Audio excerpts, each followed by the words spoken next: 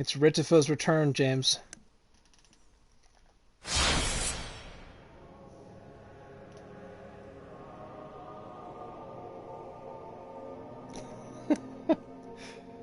It's time. Hello again, Papa Hobuto. Thank you for coming back. Edge.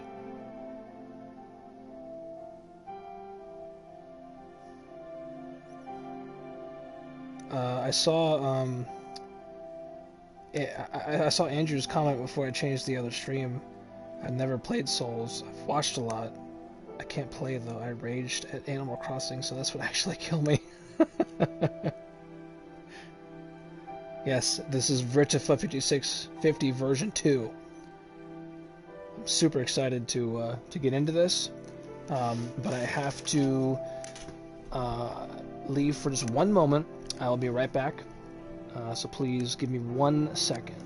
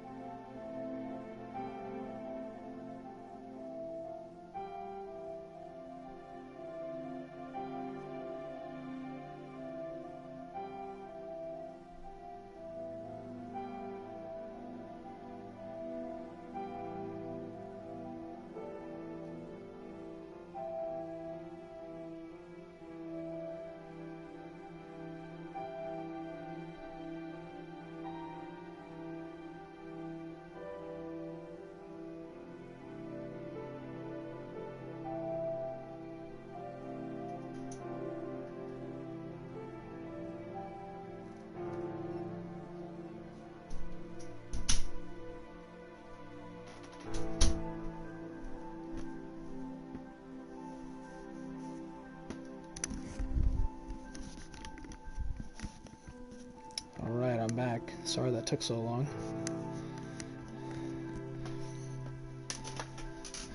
I see you guys having a little conversation in the chat there. Let me catch up on it real quick.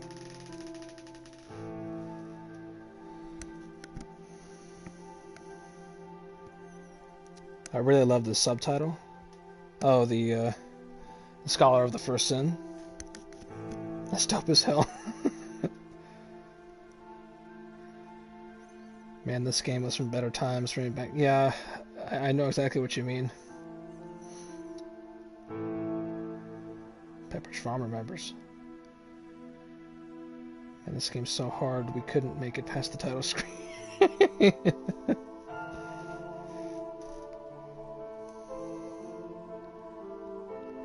I'm back.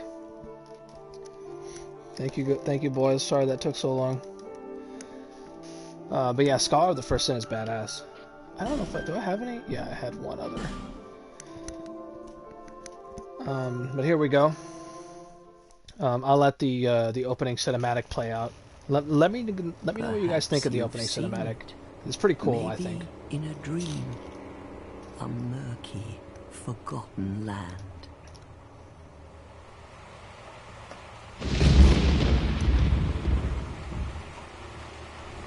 Scholar of the First Sis.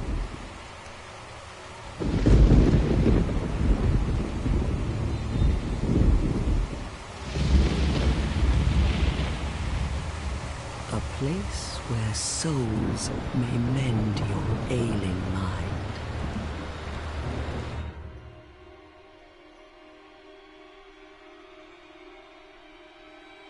You will lose everything. Once branded,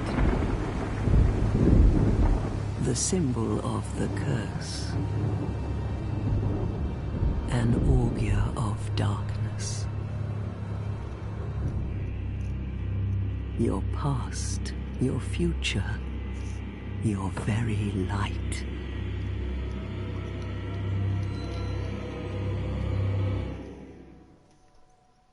None will have meaning, and you won't even care. By then, you'll be something other than human. A thing that feeds on souls, a hollow.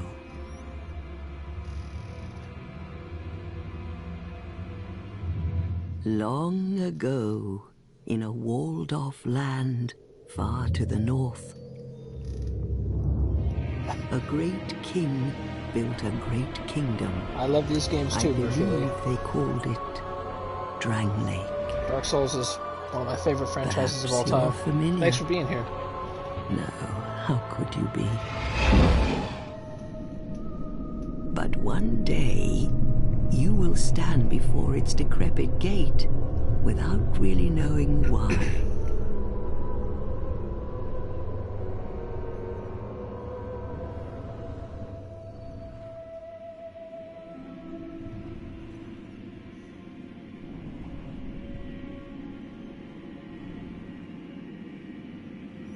This is probably my favorite part of the opening cinematic. This section I think is super cool looking.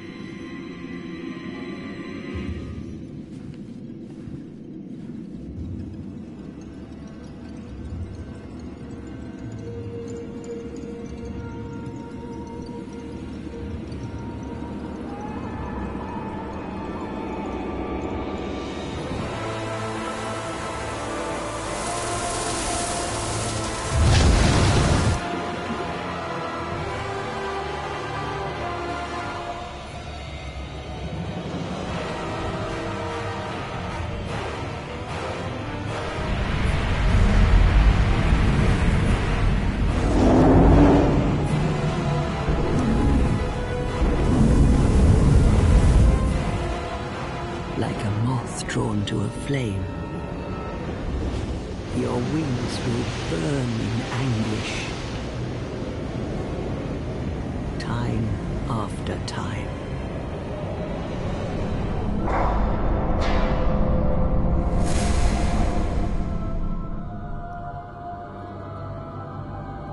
For that is your fate.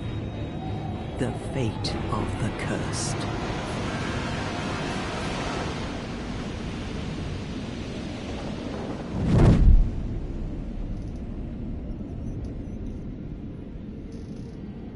This has such good spooky season energy. it's a nice lead in to the spooky season. As you'll see in a second, Dark Souls 2 is one of the this aspect of Dark Souls 2 is one of the other aspects that sets it apart from the rest of the series, is in that you don't create your character right at the beginning of the run. You get to play a little bit before you create your character, which is it's interesting. It's a little neat little way to, I guess, get a little bit used to the controls without really being in any danger.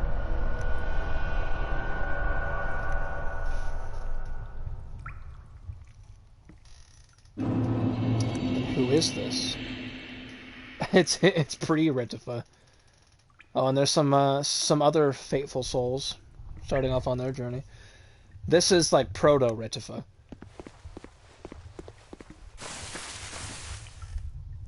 RITAFA 5649. This is Patrick.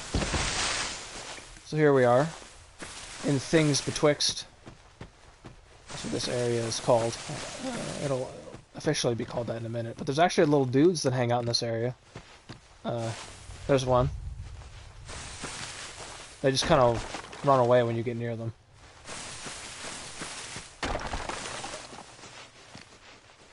You know, little interesting, like dog things, little gremlins.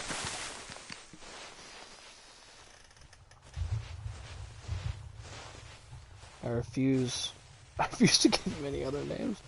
So what is this RITAFA we speak of? So RITAFA is a joke that my friend in the chat, James T. Design, came up with. Things betwixt. So is this left twixt or right twixt? This is pre-RITAFA, right? The one before RITAFA 5650? Yeah, I don't remember exactly what we were talking about, but James T. Design, I think, was talking about, like, weird... oh no, I think we were talking about, what's his name? Elon Musk's kid, with, like, the weird name. And we were talking about how, like, when he grows up, there'll be other kids with weird names, and James just threw out RITAFA 5650. So that's what I named my character in Dark Souls 1 when I played through that. And I just finished that last stream. So now RITAFA is kind of spanning through the rest of our streams too. He's kind of become like a running character / running joke. So once I get into that house over there, and I get to prepare my character, that's what we'll be naming him. RITAFA 5650. I guess I can go this way. It's a little secret area here. And you're like, oh, what the heck? What's this?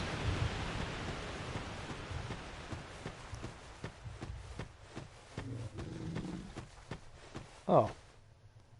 Oh dear. But then, you don't have to mess with them right now. Nice, I like. You'll get to know the deep lore of RITAFA as we go. In case you didn't catch on, RITAFA is a Game Grumps reference. I don't know if I've seen the episode that comes from, James. Oh Jesus! Sorry. I guess I got a little bit too close. He wasn't having it. We'll go back there in a second. That thing got some fat cheeks. All I want, he's in front of an item. I'm just gonna take this. Oh crap. Well, there's the first death. I just wanted that item, so kind of par for the course when you're trying to get that item this early. It's just a gold pine resin, though. I don't know if I'll be using it. I just wanted to have it. There's another item around the way, though. F. He was angry. When John was on the show, they did an episode about knees, and one of them's name was RITAFA. We're just dragging that wagon. I think I remember that, James. I'm gonna have to look up that episode. It was like a weird Wii that they got from like GameStop or something, and the memory hadn't been wiped, so there was just the previous user's Mii is still there. But we won't bother him this time. We'll just let him do his thing. If I want to get my 0 souls, I can go pick him up. There's another item like right around here too, I'm pretty sure.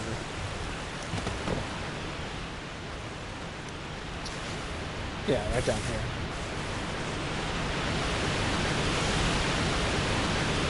Got my small, smooth, and silky stone for future use. 44 seconds for the context. I'm gonna have to look at that in a minute. Here we go to the character creation after I meet these 3 lovely ladies. 4, to be exact. What seems to be the ruckus? Oh my, your face. The face Rude? of the curse. Rude. It's an undead. An undead has come to play. They all end up here. All the ones like you. You spoke to that kind old dear, didn't you?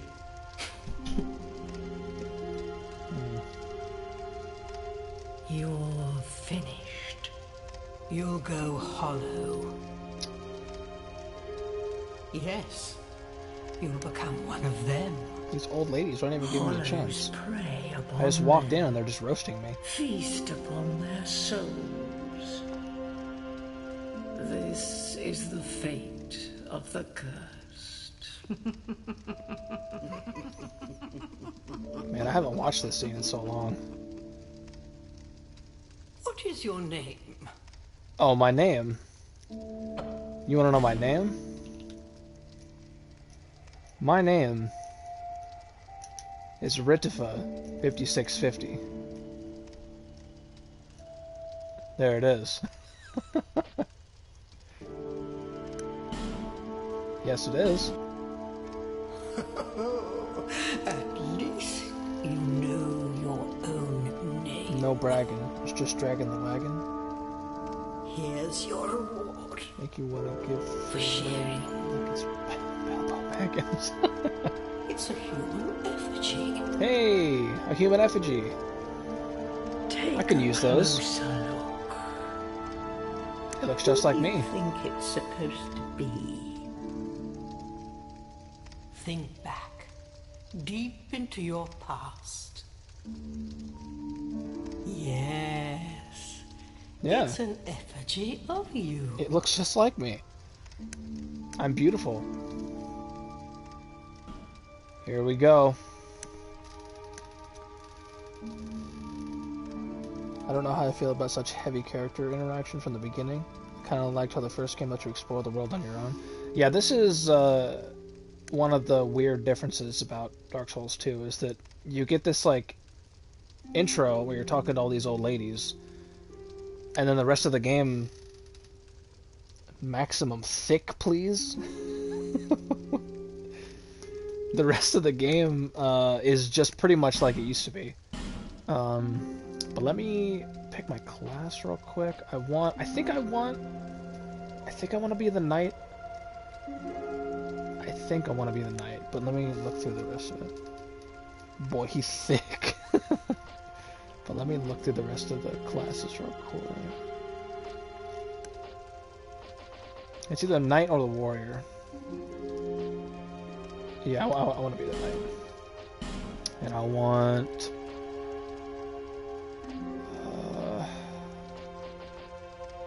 I think the healing wares is what I usually take. Yeah.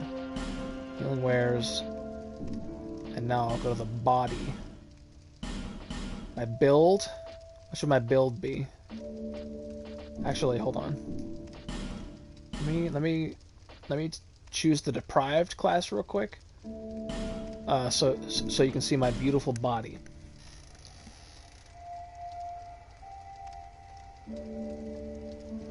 I think Arena got a new sibling. So my build, should I be regular, skinny, skinnier, big boy, bigger boy, kind of small head boy, big head boy, or like strange proportion boy. I'm kind of this boy's got big middle, and this boy's got big legs.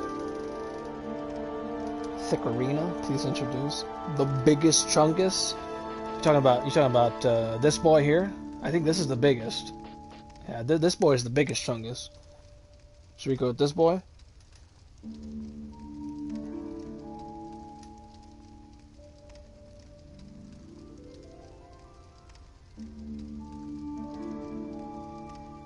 Oh, you know what they have though? Wait, hold on. Before we get too deep into this. Where is it? Okay, that's just for the face. Okay. Keep the body, but give him a small head. I think that's what we did for the first RITAFA too. So that would either be... So should we give him a small head with a big chest, or a small head with big legs? Savannah wants... There you go. Oh damn! If we want a big cake, I think it's got to be one of these two.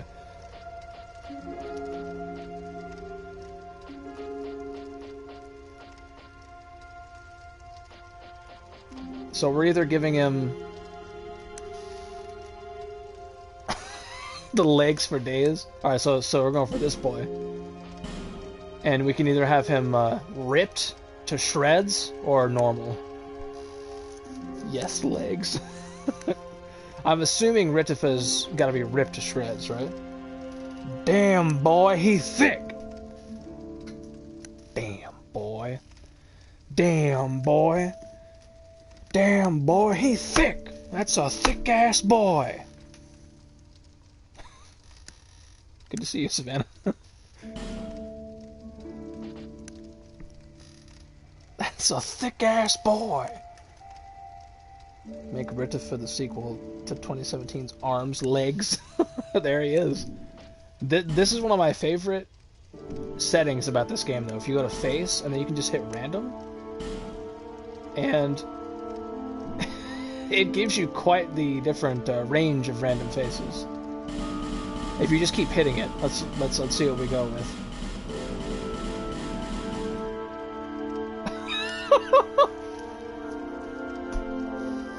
Oh, should we keep hitting random, or should we stick with this creation?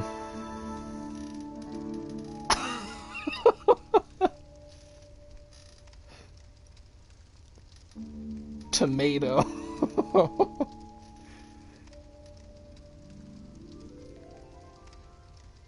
Or we could go with one of these.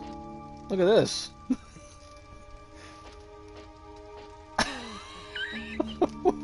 So of these, let's go like 1, 2, 3, 4, 5, and 6. Which one of these do you want the most? I'll cycle through them so you get a nice taste of each one. Is this Roxas?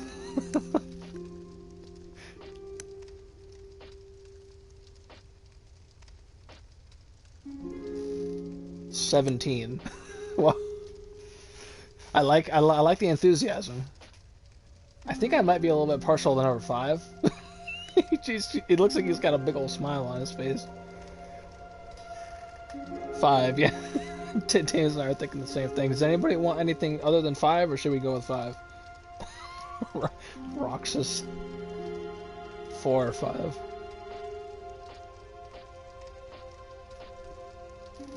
This man needs to poop. Kelvin always in here talking about poop. I think I'm gonna go with this one. If everyone's okay with 5, I think I'm gonna go with 5.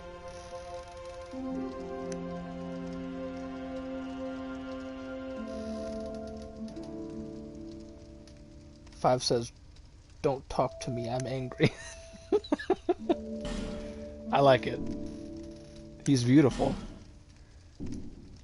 I need to change his hair though. So this is the angry boy. These are the hairstyles we have.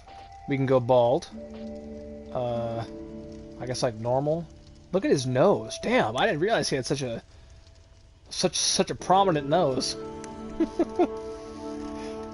This is the timeline where Roxas overtook Xemnas as leader of the organization. This is that one sunburned white dude, you know the one. I guess like receding hair, got that too. You got a little Spike Boy. Got the one we had, I guess like Wild Boy hair. The bald version reminds me of Shaq and I can't unsee it. You're right. Yeah, the amiibo comes out. Do I see a bowl cut? The amiibo comes out October 2nd. Okay. Sweet. I want to see if I can... Yes, you do see a bowl cut, Thames. There it is. Oh my god. Look at this dude. Also this one.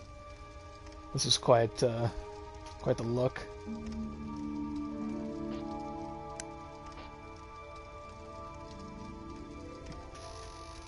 Spike Boy fits him being sunburnt. That's the hair of someone who played volleyball for 13 hours straight. This one here. I guess that's true.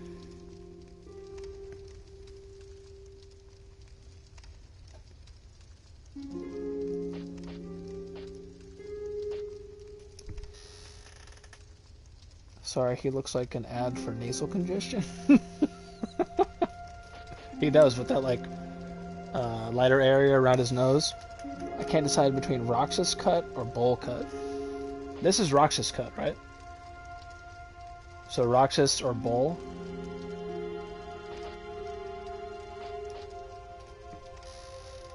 He looks like a hot tamale when he's bald. He does remind me a lot of Shaq when he's bald. Should we do Roxas or should we do bowl?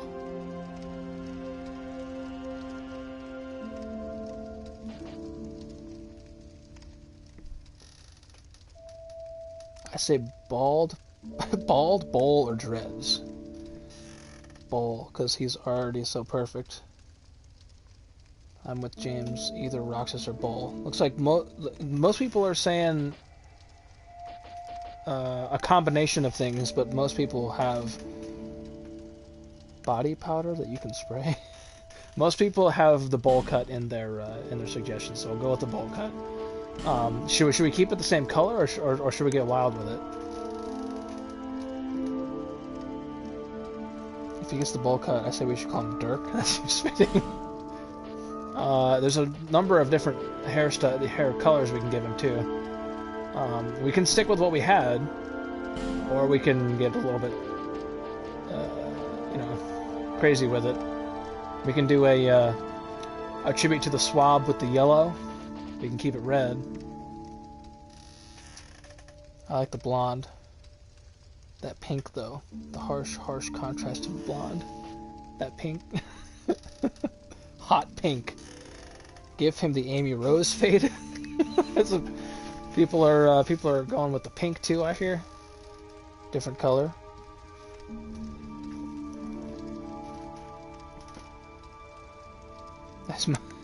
Are most people down with the pink? It looks like.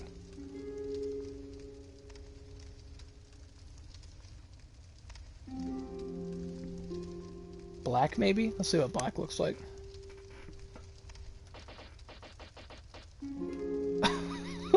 That does...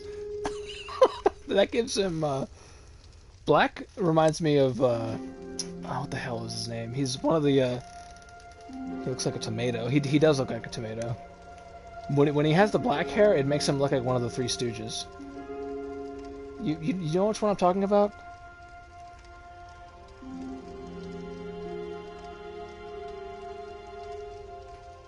I'm kind of feeling the black. Oh, dark green for the tomato top. Neon green? That makes him look like a anthropomorphic ladybug. Tomato Man. Yeah, I'm seeing people looking for the green for the tomato. that does make him look like he's got a tomato for a head. Moe from the Stooges, yeah. When he has the black hair, it makes him look like Moe from the Stooges.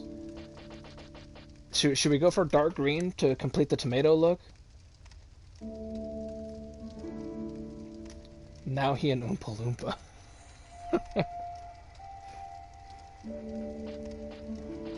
What do you think about this dark green? That's it. Let's zoom him out. he's beautiful. RITAFA the Sriracha. I think this might be, if I may be so bold, this might be the most beautiful RITAFA we've ever created.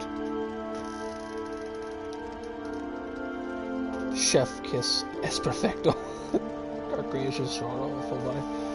Oh, I like what we've created. I'm gonna give him the class that I picked. Stop. Which was Knight. So he's gonna be wearing some armor, but damn, he is one thick boy. It's perfect. Alright, I'm gonna finalize my creation. This is my true self. Hell yeah, it is. All people come here for the same reason. To break the curse. You're no different, I should think. Doesn't stand. Love the energy we created in the studio. Good work, team. Well, you never know. Show me your true form. So yeah, this is pretty much one of the last like true cutscenes for a long time. Go through the door. Green-haired RITAFA from Persona Hold 6. on to the kingdom. But remember, Hold on to your souls. They're all that keep you from going hollow. Oh, I'll fool you no longer. You'll lose your souls. All of them. Over and over again. And over again.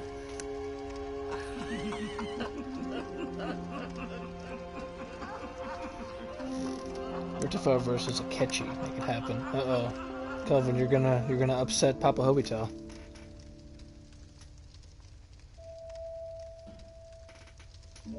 Here I am. It's my true self. Looking pretty good. RITAFA Akechi. Akechi wins, of course. Akechi, but as a tomato man. A ketchup. Alright. Here we are. I'm gonna go upstairs real quick and get a fancy item that's up there.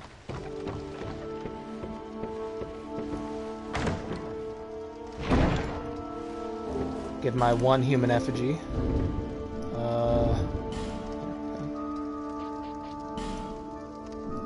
Okay. And I'm gonna try and do something that's kind of funny.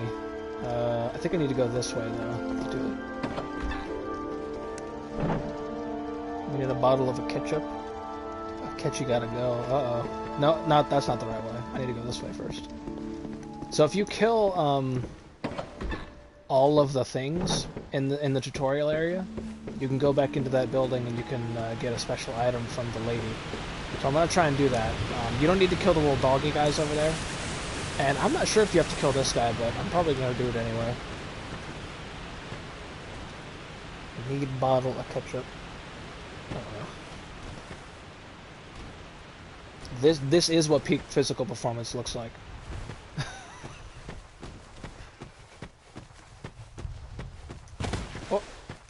Oh, he was still... Alright, hopefully, I didn't even hit him.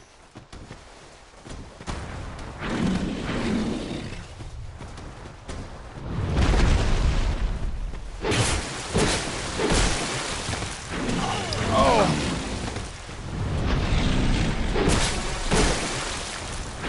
Damn it. Gotta get used to this. Hold on a second, sir. One moment. I don't know if he can come through there, can he? I guess he won't. Use one of my little gems here. Interesting little, Oh, it's cuddly.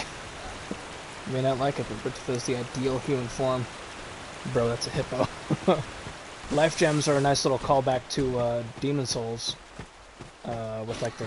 Well, in Demon Souls it was grass. Here it's, types of gems.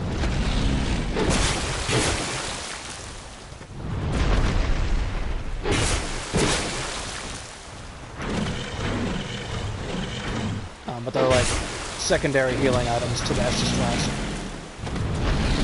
Or the Sunny D, as we like to call it around here. He's pretty much dead.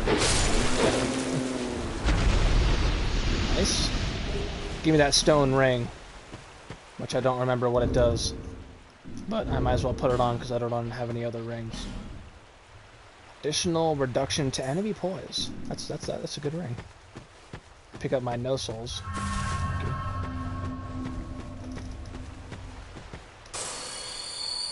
Who's a good vote?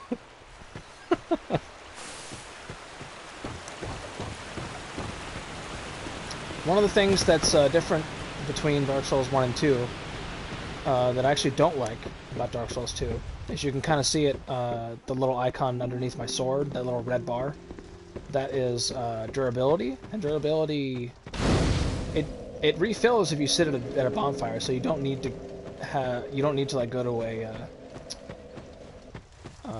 blacksmith to repair durability. You only need to go to a blacksmith if your item fully breaks. But it's pretty. I feel like it degrades a lot quicker than it did in Dark Souls 1, which is irritating. Oh, I gotta just check if my jumping. Yeah. This was the first game that let you change the jumping control, which was super nice.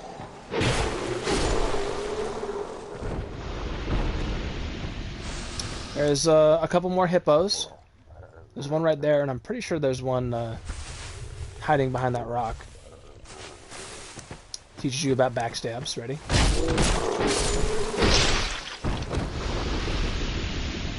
Win is a catchy in Smash. Smash doesn't need that kind of power. Just run through the tutorial area. Give me a dagger. That's always nice. Arrow boy. Another arrow boy, I'm pretty sure. There's just another regular boy.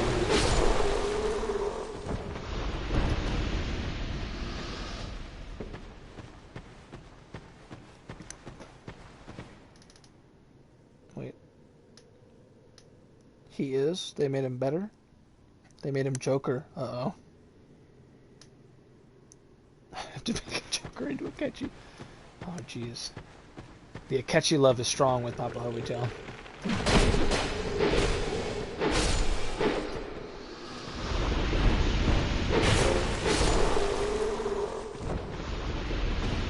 Give me that life gem. Okay. Akechi amiibo.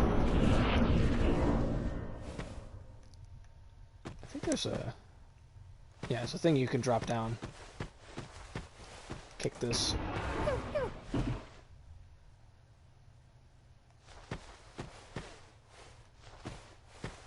I wonder why the dialogue stopped. I didn't hit the button. There's a dialogue that happens there. Got a nice little soul there. It's not crucial though. Let's see. They need to send out a patch that just replaces Joker with Akechi, and then no more.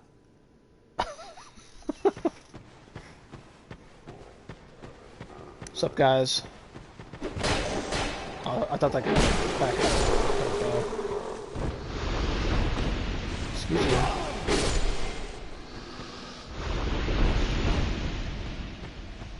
Oh, this is the part where you can jump.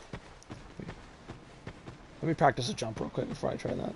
Okay, still the way I remember it.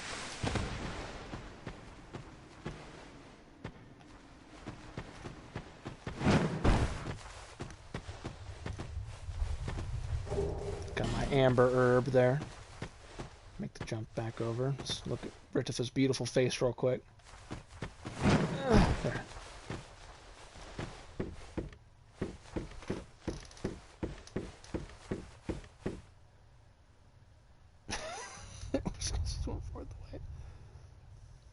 Who else is getting the Joker amiibo? This one's a stretch, but hear me out. Oh, jeez. Taste, please. I'm gonna try and get the Joker amiibo as well. I still have to pre-order it though, so I think I'll follow your lead, Papa Hubby, pre-order it from GameStop. Oh, hello.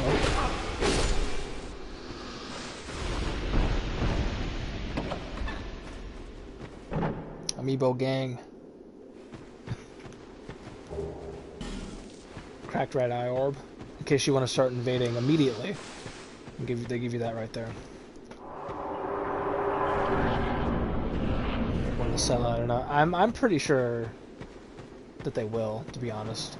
Joker is such a popular character, even though amiibos aren't what they used to be. I'm pretty sure they'll still sell out. This is one of the interesting changes. So there are some strange changes to Scholar of the First Sin. This being one. So this is the type of enemy that you... Not enemy. This is the type of like blockade that you can only get through if you have a specific item. I just started, so I don't have that item yet. But this wasn't here in the original version of Dark Souls 2, so I don't really know why they made that change, because it doesn't really change anything. It just makes the tutorial shorter. But the tutorial is completely optional anyway, so I don't really get it. I expect nothing less from the Fizz, Father. Who's getting the Hero amiibo? Is the Hero amiibo even out?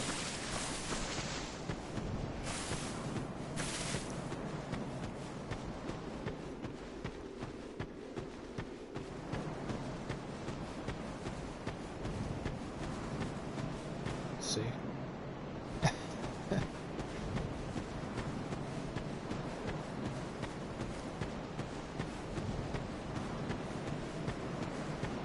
Here we are, gazing on the beauty of Majula, this Dark Souls 2's like hub area. But we're actually not going to go into the main part of Majula right away. We're going to pick up this Divine Blessing and we're going to go over here.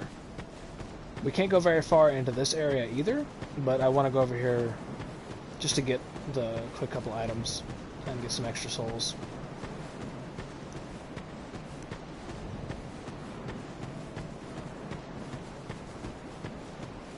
And there's actually an NPC to beat over here, too.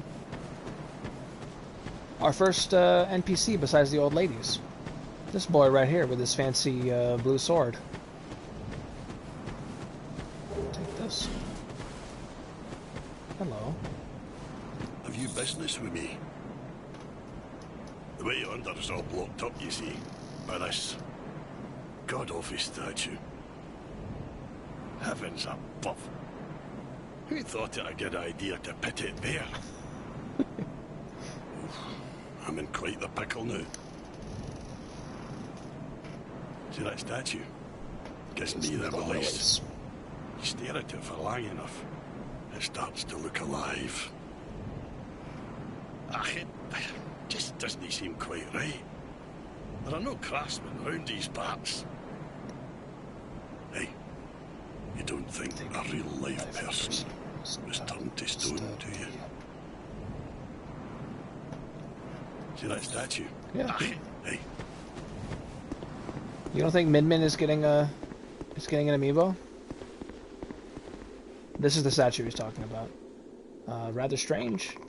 We're gonna come back to this at a later time, though. I just want to go into these little rooms to get the items they have in them. Kill these dudes. A friend of mine affectionately refers to these guys as ballsack guys. As you can see. Quite interesting design there.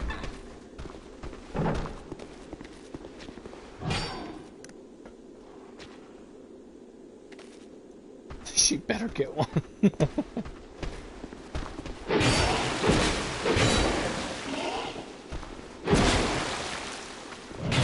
damn it, what the hell? I had to...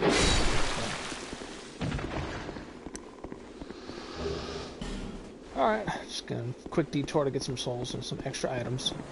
Now we can go back to where we were supposed to be going.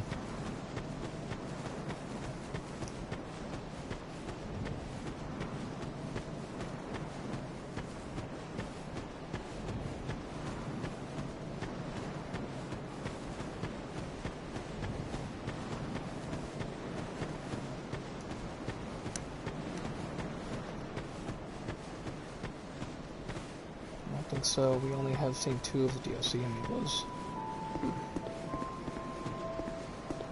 So here it is. The main area of Majula. It's like a little town. As Andrew was saying earlier, this game, you know, made him think of 2015. That's what this music makes me think of. This music just makes me feel very happy. It brings me back to, because I think I've told you guys this before, but this game came out,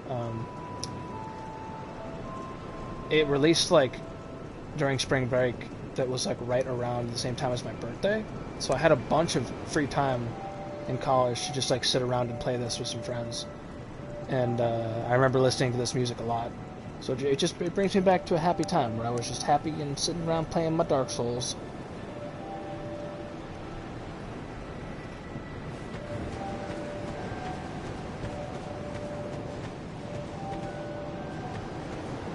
Talk to the Emerald Herald real quick and get my Estus flask. Are you the next monarch? Or merely a pawn of fate? Bearer of the curse, I will remain by your side till this frail hope shatters. Take this with you. May it ease your journey. Go on and see the king. He who made Drangleic what it once was. He who peered at the essence of the soul. King Vendrick.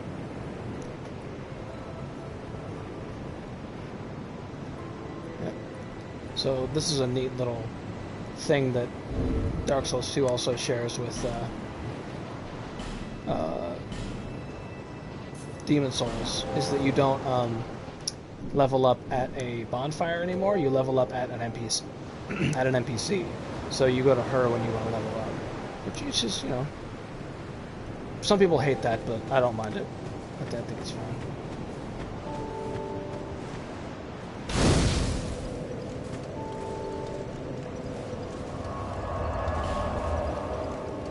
Yeah, things were fixed. So, I'm gonna go around to Majula, meet some of the other NPCs real quick, introduce ourselves. We're the new kids on the block. There's a guy up here. Hello. You're undead, aren't you? You have that distinct scent, the smell of irreversible fate. This is Majula. It is a kind of settlement. A place where life is almost normal. And in Drangleic these days, there are very few places like that. So how does this relate back to the first Dark Souls? So... I am Soldan. That's an interesting question. And like you, I lost everything. And now I'm here. I'm gonna wait till he finishes You talking. probably heard that it was possible to break the curse here. Well, that's not true at all. There's nothing here for you, me, or anybody.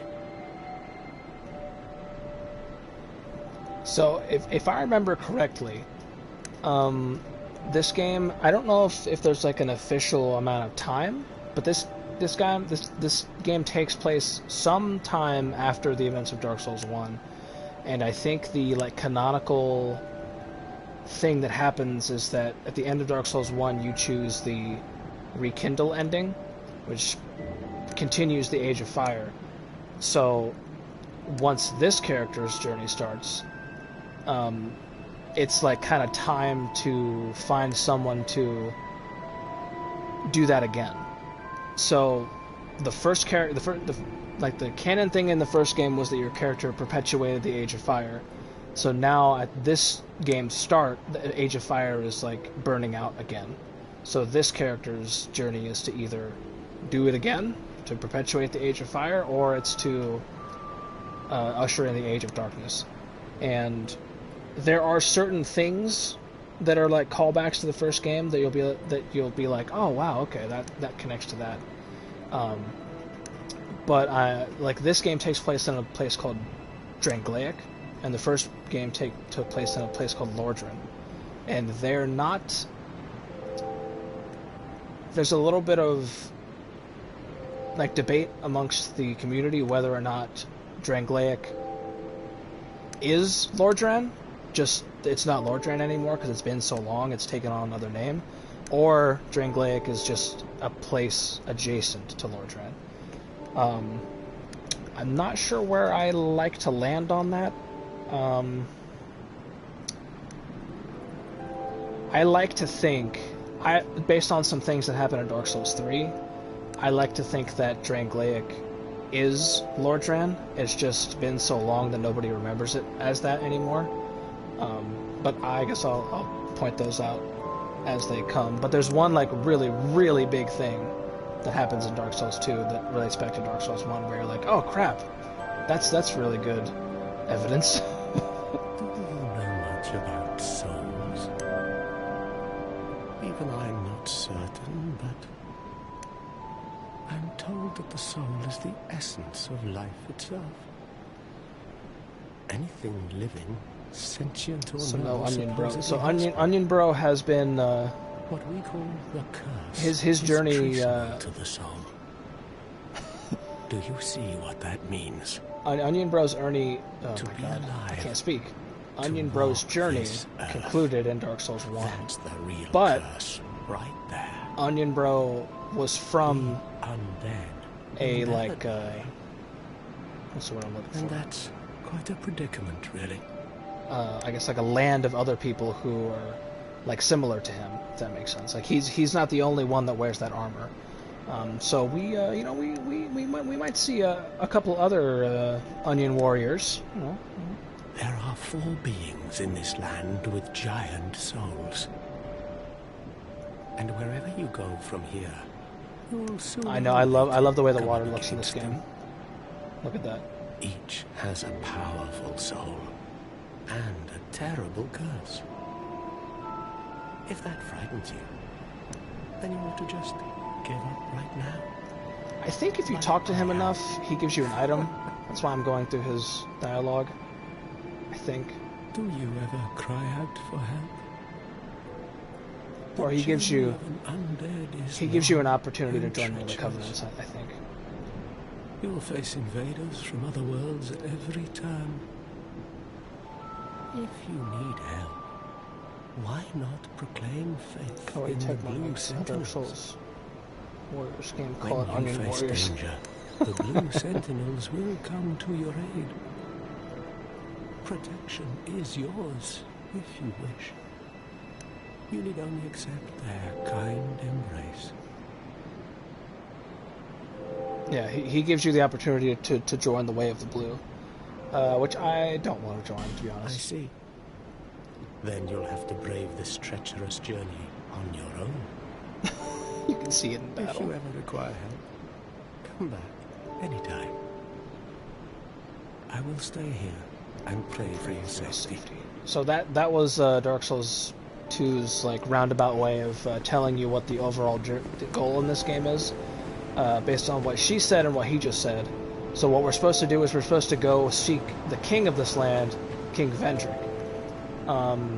But the way to do that is we have to go to a place called the Shrine of Winter, and that the door at the Shrine of Winter will only open if we offer it 4 grand souls. So we have to travel across this land, gather the 4 grand souls, and then go meet King Vendrick.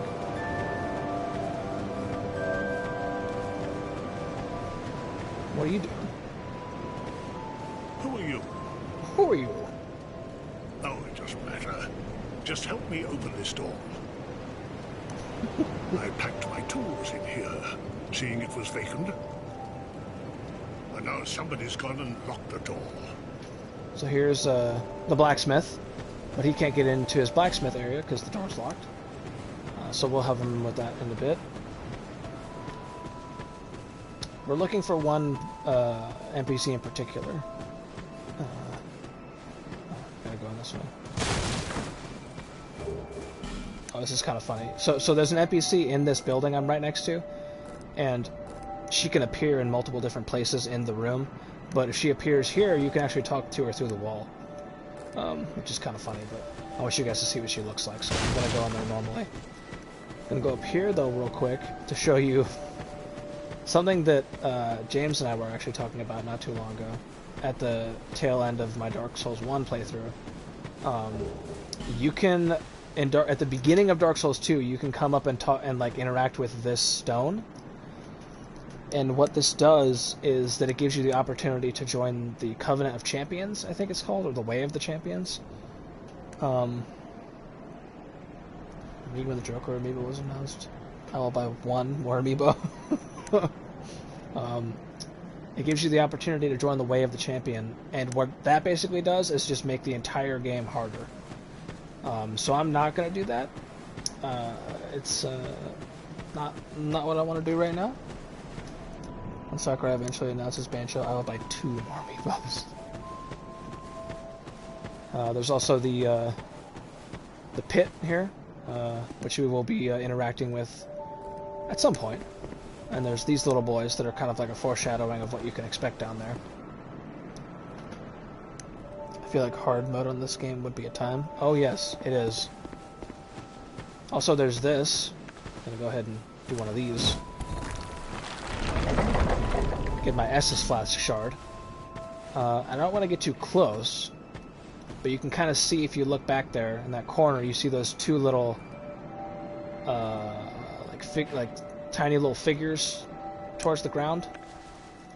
Those are the infamous Majula pigs. If you get too close to them, they will fuck your shit up. So I'm gonna ignore them because I don't want my shit fucked up right now.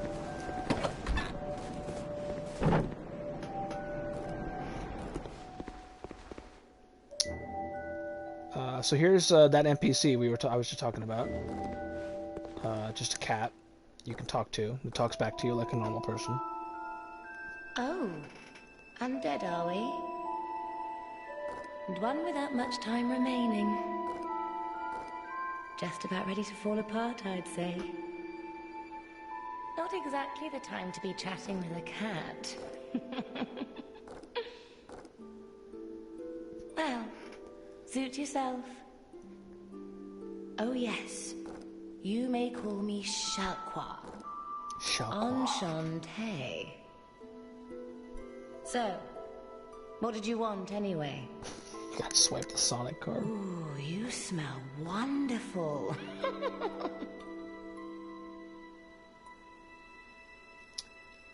So she offers a ring, the Silver Cat ring.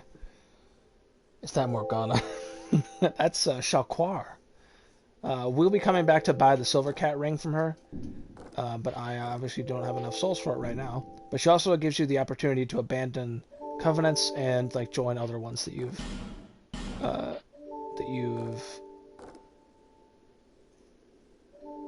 discovered so far. So I'm just gonna suited you, I presume. leave her be. Well, that's dismaying. I remember when we had Kelvin's Sonic card for over an entire year accidentally. The card's back in my position. I can't let it out of my sight. So we'll come back and see her later.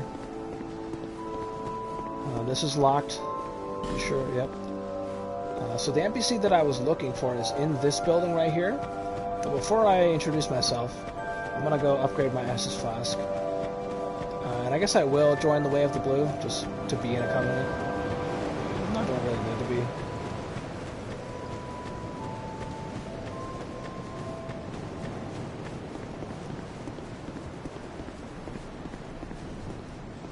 Do you feel it suits me? It will go. Another gesture from him.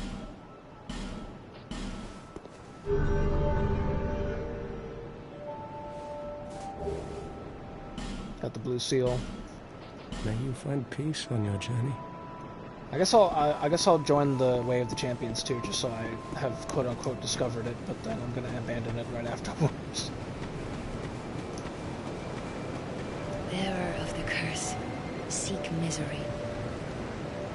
For misery will lead you to greater, stronger souls.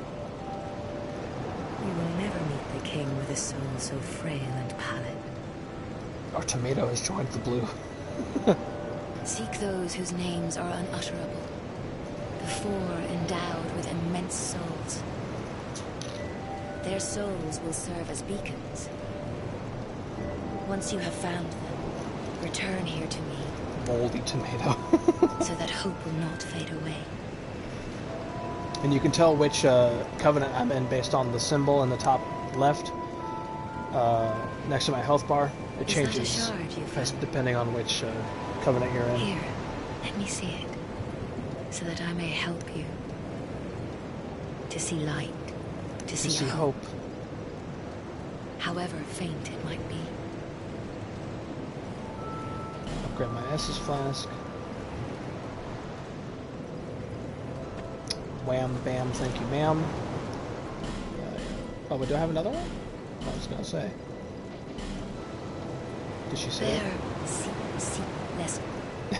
That's one of my favorite things about her is that there's kind of a meme in the community around this game in particular, because every time you talk to her, she says those same lines, but if you skip through them, all you hear is bear, seek, lest, and that's become kind of a meme. Bear, seek, less.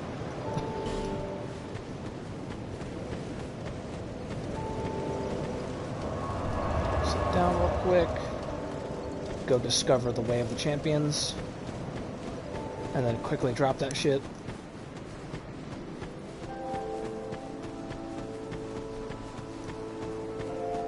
And then I'll introduce myself to the last NPC of this land.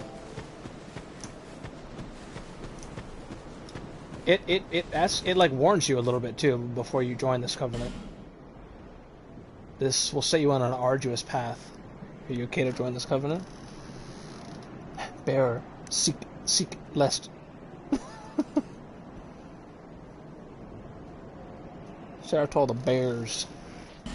And then it asks you again, are you prepared to join this covenant? Yes. And join the company of champions. I think it gives you something too when you join this covenant. The champion's tablet. Let's see. The blue seal. What the heck is the champion's tablet? I don't remember that. Oh yeah. So now I'm gonna go ahead and not do that.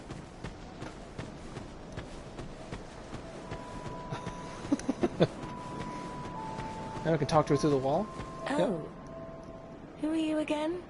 Not very nice. No, I'm not serious. You do Rude. have a rather pleasant scent. The type I'm quite fond of. Oh.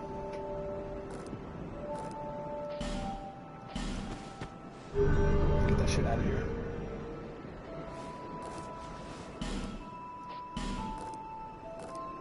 And the way of the blue in the company of champions. Satisfied? I'll be around if you ever come back. I'll be around if you ever come back.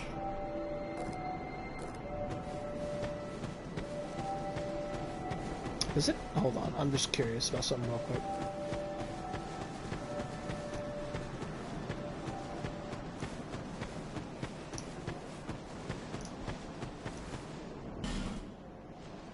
Yeah, it does it again. Alright, so let's go meet, I believe his name is Mullen, the guy in this other room over here. He will sell you armor. He's kind of like the guy from Dark Souls 1 that has all the boss armors. There he is. We're going to go up here real quick and get a secret, quote-unquote secret item. This is what I was talking about the other time, though. If you hit the chest too many times, it just breaks and you don't get what's inside of it.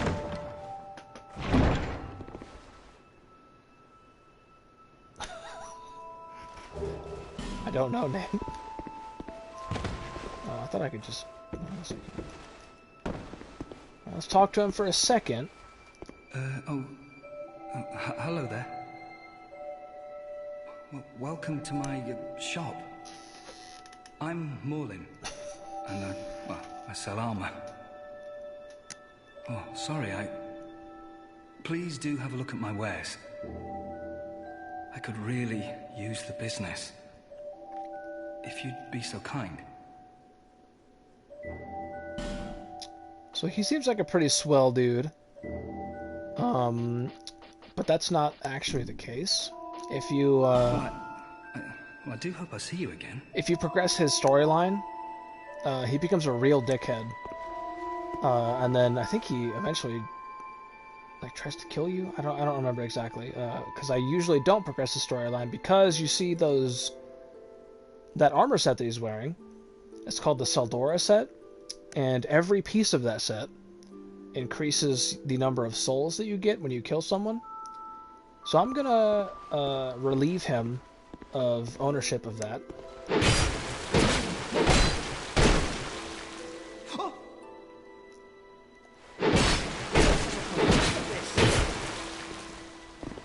You won't get me. I think I will.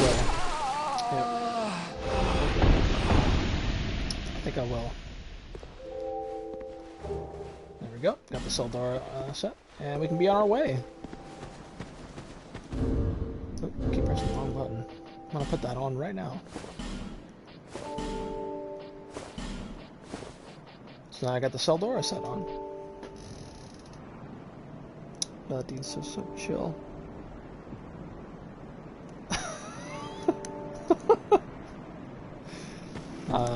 Calvin, I'm sorry. It had to be done. Relieve him of ownership of that.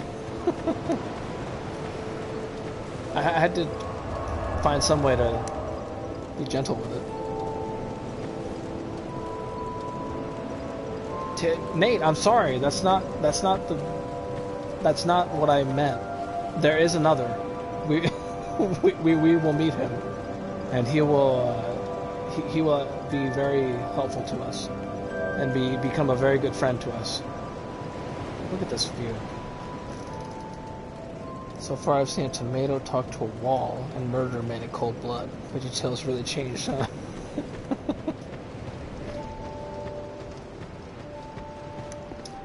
We're on our way now. To the rest of the game we go.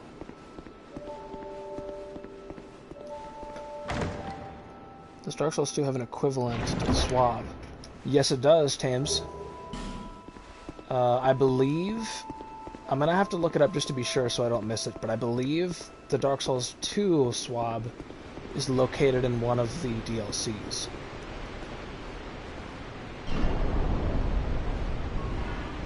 I don't remember why this is here. It's like random game.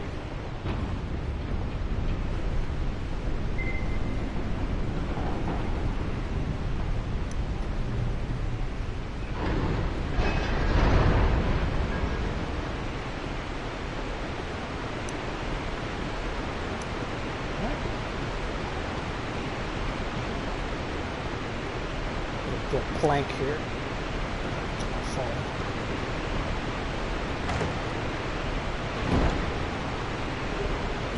Sometimes I jump from this to this, but I don't want to do that today. I'm pretty sure you can get to that item a lot easier if you just go this way. This is the first area in the game. I can't remember what it's called. The Forest of Fallen Giants. And there's one of the Hippo boys. He just kind of patrols back and forth.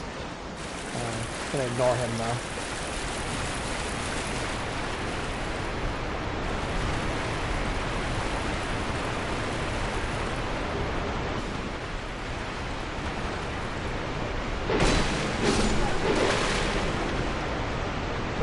Just looks like an angry Krispy Kreme employee now. Big Russian energy. This man looks so jolly while moving. I guess the hat does have pretty big Russian / Krispy Kreme energy. Russian Santa.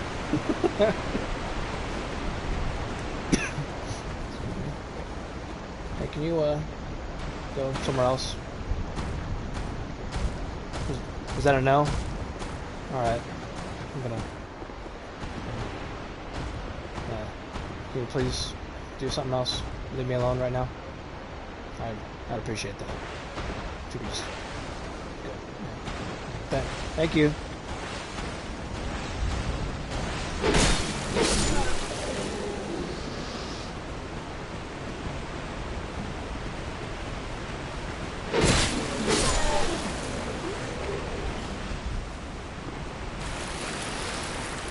There's a nice little bonfire. Just for resting.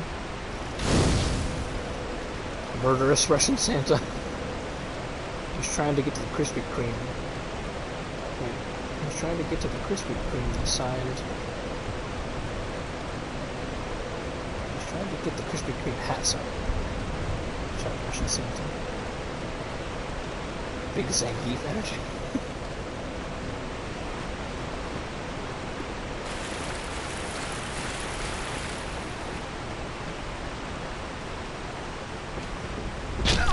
Ow.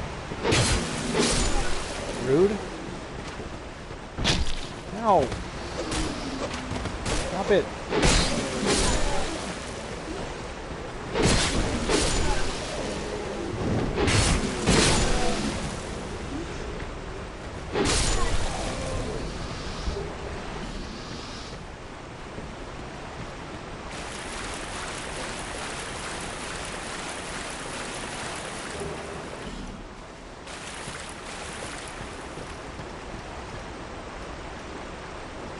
Boris the Soviet love hammer.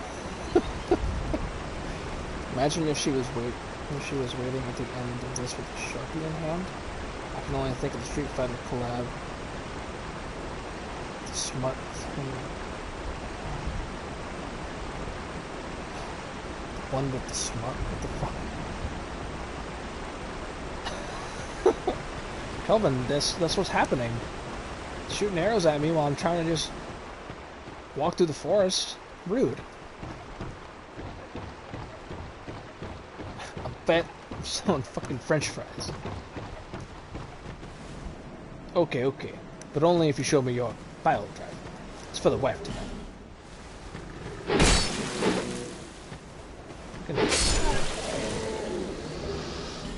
Ooh, an infantry axe. I might actually equip that. Just to make sure I have something when the durability of the sword breaks down. You kicked me in the damn head! Can you fuck off?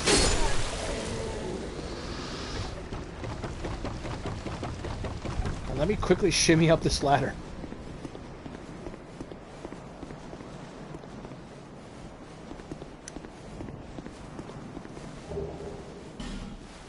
Here's one of the new enemy types. This boy right here. Pretty much the same. Just has slightly more health. He's a little bit faster.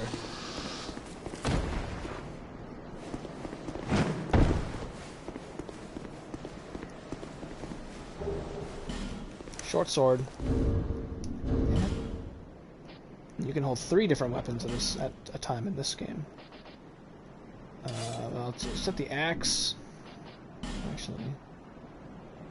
And I'll equip also the short sword. Never mind, I won't. The dagger? Yeah, just so I have something equipped, just in case when this sword's durability gets too low. And I haven't gotten to a save or a bonfire yet. Probably just need the axe, probably don't need the dagger too, but better safe than sorry. Oh no! The cloud was just too good for this world. I wonder if it's still on Newgrounds. Kick me in the damn head! Street Fighter or Streetist Fighter? Welcome to the Dan Hibiki Podcast, your source on all things Dan Hibiki. With us tonight is Dan Hibiki. Can I call you Dan? We also have Dan Hibiki, and Dan Hibiki DDS is with us tonight.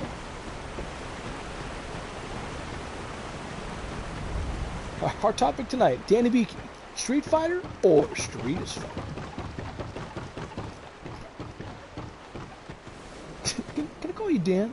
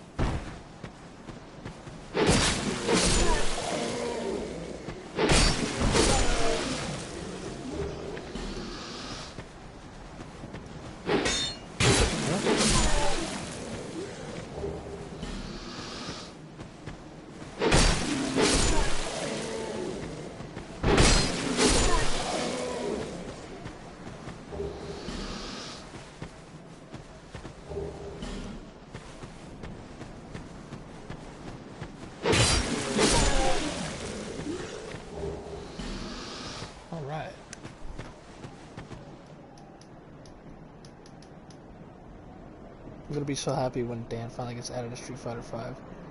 Do the voice. I've practiced it a lot, Nate, because I love that clip so much. It just makes me laugh every time I see it. Have you got to the fighting game episode of High Score yet? Whoa! Sneaky bitch.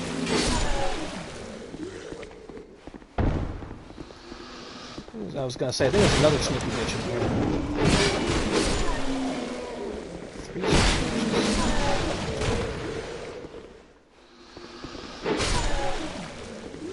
Adam? I don't even remember. Is there a kick in this game? Oh yeah, it's not a kick, it's like a weird like bitch slap motion. Like that.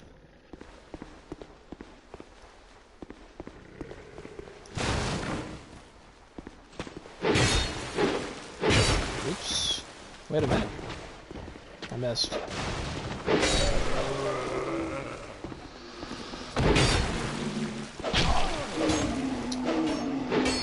Damn it. Take a quick swig. Ah. No, sir. You're gonna love it. I think the D&D episode is up next. I know you said this before, Nate, but what D&D what platform can I find High Score? Like, is it on Netflix or Hulu, or where can I find it?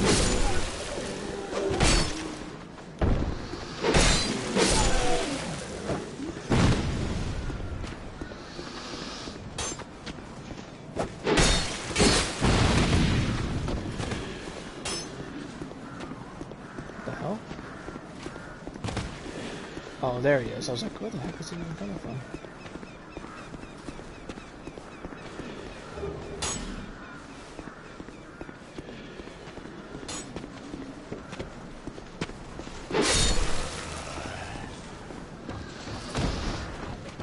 Netflix. Thank you. Hold on. Or maybe it's just RPGs. I don't know. That's a good one. It's more so the birth of RPGs and how it's rooted in tabletop and tabletop simulators. That sounds really interesting. Whoop. Hello there. Hello?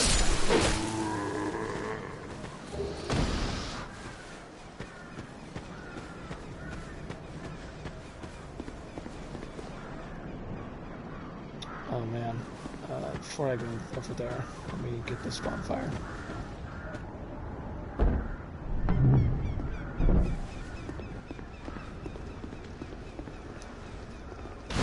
Hello. Buy something, anything. Oh, come now, help an old woman and buy something. I will. She has something that I need. Apparently CBS is pulling out a dock for the console wars. Putting out a dock on the console wars on that platform soon. Yeah, she sells Lendegrast's key, which is the key to open the blacksmith in Majula. So I'm gonna go ahead and buy that. My name is Valencia. You're a stranger to this land. You're a stranger to this land. Oh, we get as strangers these days. Everybody's gone and run off. Yeah, because it's so nice here. Dranglake's been up a pile of rubble since the war fought long, long ago. And the giants crossed the sea. Thanks kindly. Okay. Do we kill the shopkeeper too? We can, but I think we're gonna leave her be. She actually drops an item that's very useful as well, but I think we're gonna leave her be for now. This is something that I didn't know for a long time.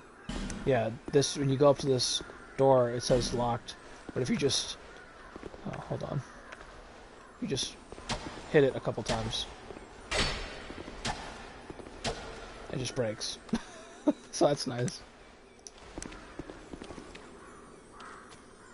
Pretty sure, yeah, I was gonna say there's something in here.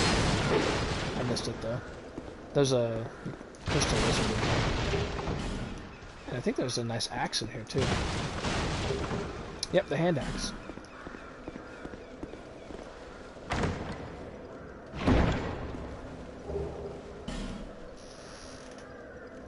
CBS is really trying to get me to sign up for all access and I'm torn. Murder hobo time? Murder hobo?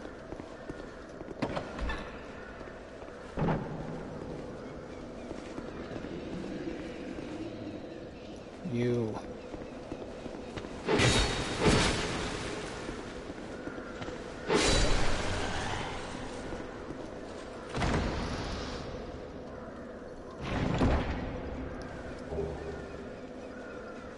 The small white sign soapstone. That's what I get if I need to do co-op. RITAFA 5650, Murder of Hobos.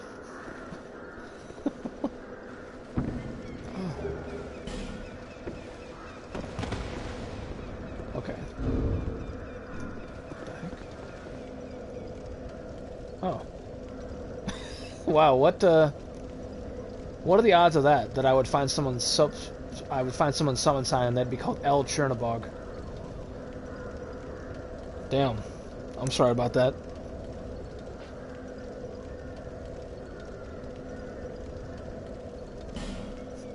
I'm not gonna summon him though.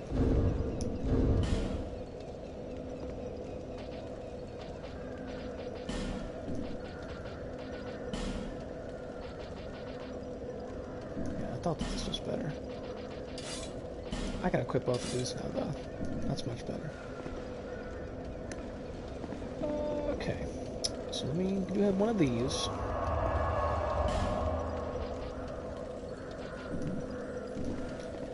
And go this way.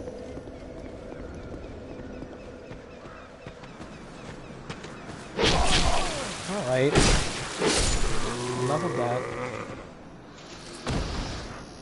In D&D there's a concept called murder hobos, where your party is made up of a bunch of homeless people who kill almost anyone they come across for loot. Often played for laughs, but terrifying in concept. That does sound kind of frightening.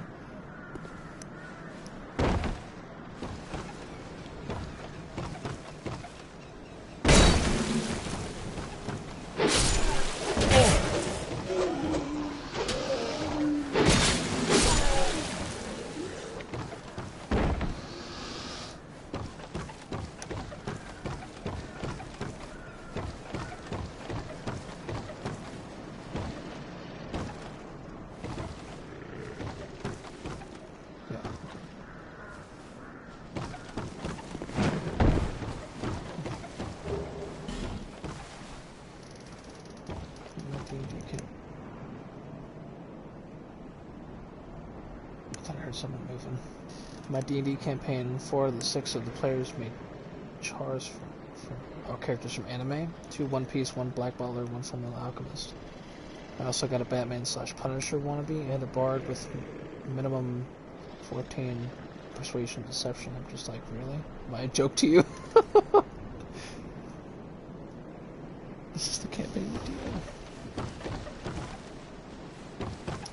So I'm not, maybe you guys can help me understand, because I'm not very versed in how, like, the ways of D&D.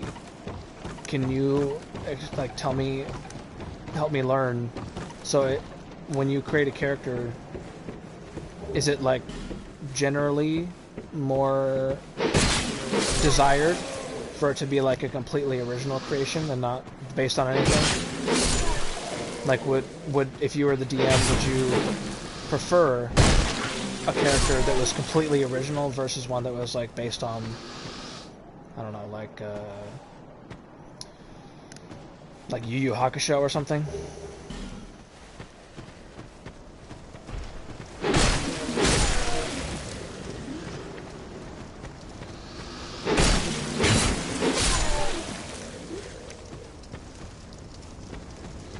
By the way, This is an introduction to one of the most iconic enemies of Dark Souls 2, the Turtle Knight.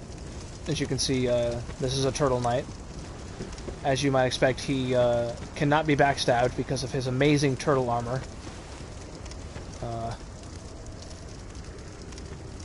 Someone teach us the ways of D&D. Yes, teach Tames and I how to D&D.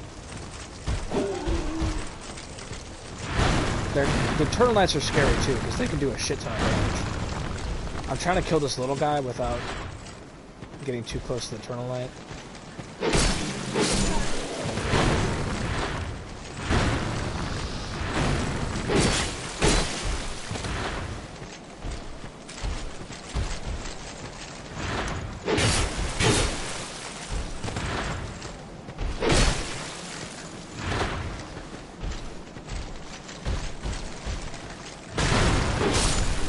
That's what it was. I was like, what the heck did I pick up that I wanted to equip?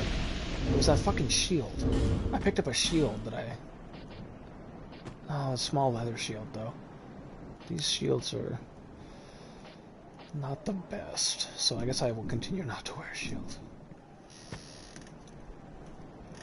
It doesn't matter to me, as long as the player doesn't try to play the character exactly like who they're based on. You can be based on Naruto, fine, but don't play Naruto. Play your character. That makes sense. So you wouldn't want... I mean, I think parody characters get old for the players after a handful of sessions, so I'm trying to avoid those headaches. The bard with minimum 19 persuasion and deception just means so she can finesse her way out of most things. So don't be like Naruto Uzumaki, be a Leaf Village ninja. That makes sense. That's a good way to explain it.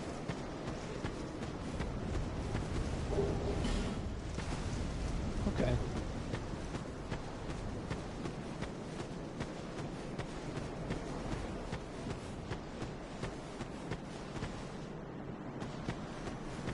I don't remember which way I'd like to go.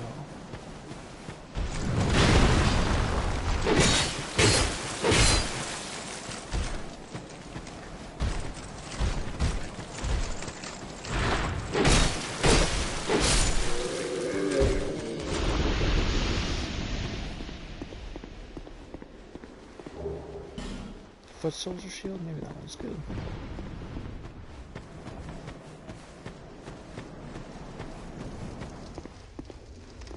Oh, I forgot about this. Yeah, that thing.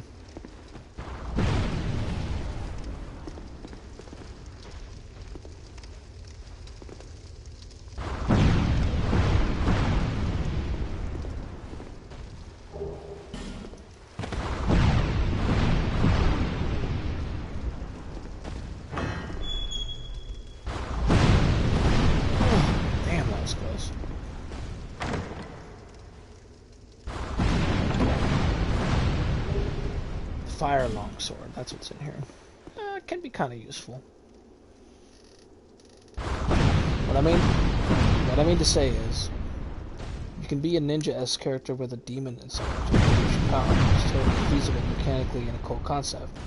Just don't do that and call yourself Boruto Uzumaki. And say believe it and love ramen. You need someone unique with the same concept, if that makes sense. That makes sense.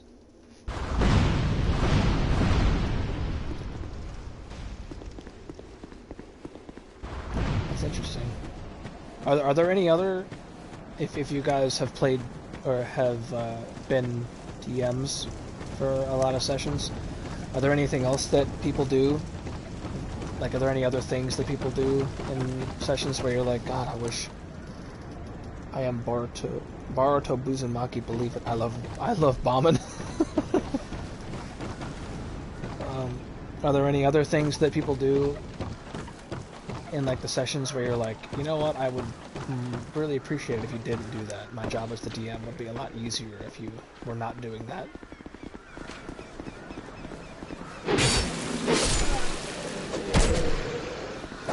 Alright, relax, you too.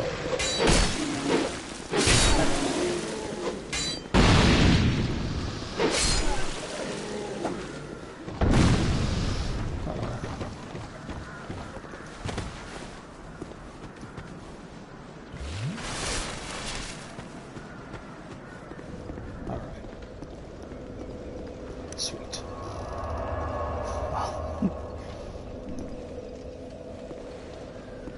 So there's a little, quick little speed strat you can do. Do I even have any on me right now? I don't have any for some reason. So if you have some fire bombs, I think you can buy them from Valencia. Her. If you have some fire bombs, you can actually go up to this door. If you throw them at just the right way, I think it's like at this angle, then you can actually blow up this wall and you get like a little shortcut. But you can do it. That's just a way to get to that area earlier, but it's not even that much quicker, to be honest. I mean, it's hard getting naturally quiet players to Wait. Oh no, I got mixed up in the two messages. I mean, it's hard getting naturally quiet players to talk, but the game is infinitely more fun when everyone's enjoying the role. Playing/contributing, on the other hand, you can have a really glorious person that dominates conversations, and it may put off others. I guess I'm out then. I think... Oops. I forgot that happens. Let me go back up there. So in Dark Souls 1, if you're on a long ladder and you push circle twice, it makes you slide down the ladder. But in Dark Souls 2, if you do that, you just let go. So you gotta do this to slide down the ladder, which always trips me up.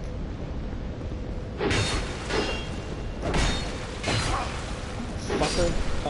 I mean, I'm guessing it would be different if it was like us doing a D&D.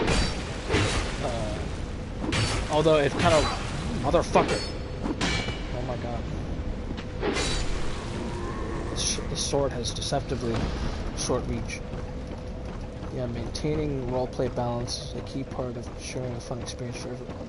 Part of this is engaging acquired players in trying their characters' backstory. When tying their characters' backstory to the campaign itself.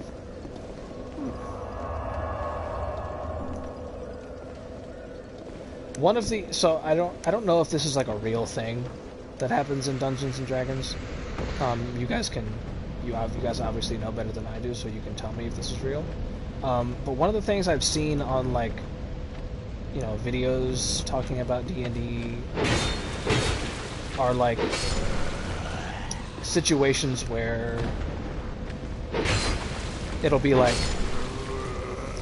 I don't know, like a dude playing a female character, and he's trying to, like, seduce a bartender or whatever. And then the DM is like, okay, well, like, do it. And you have to, like, act it out.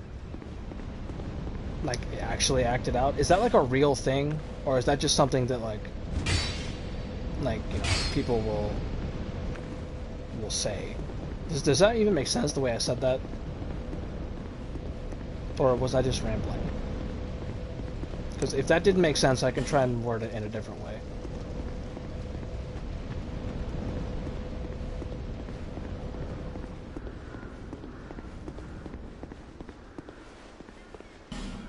How the hell do you... I don't even remember how the fuck you open up these doors.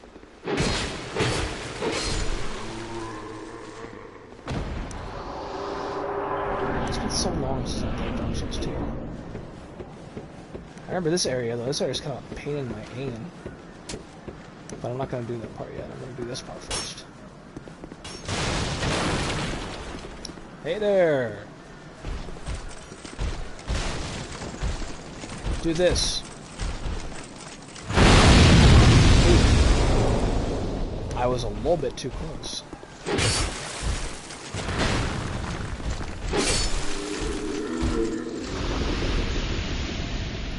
I think I get it, but I'm still a tad confused. Yeah, the way I explained it was weird. So what I'm talking about is that I saw like a specific video where it was like a Dungeons and Dragons campaign,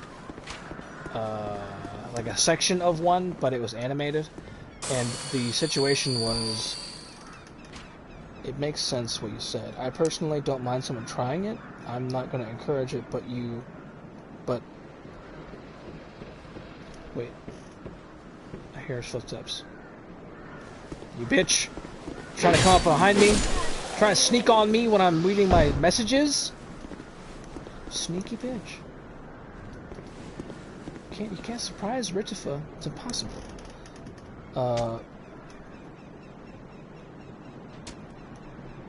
Someone's shooting arrows at me, but yeah, someone over there. I see them.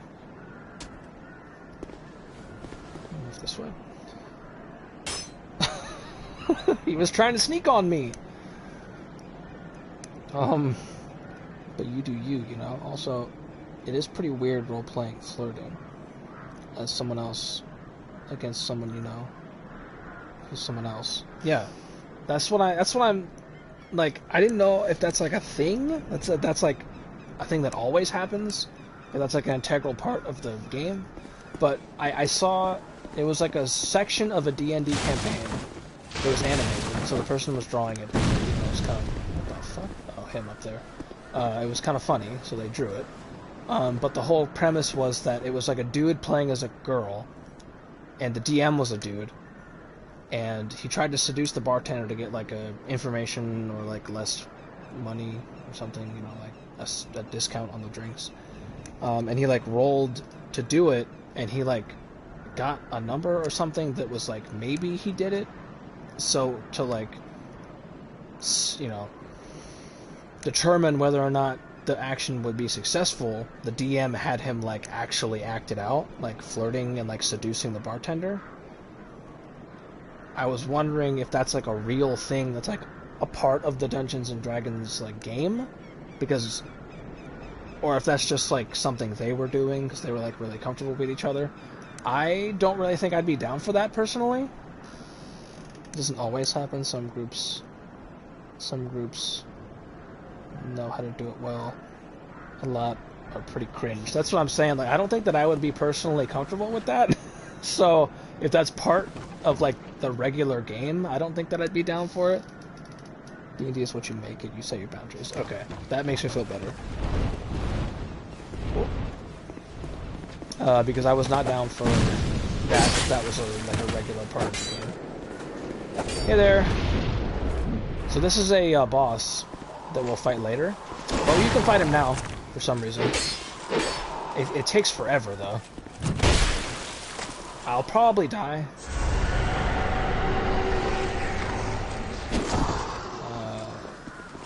It's kind of a pain to fight him like this.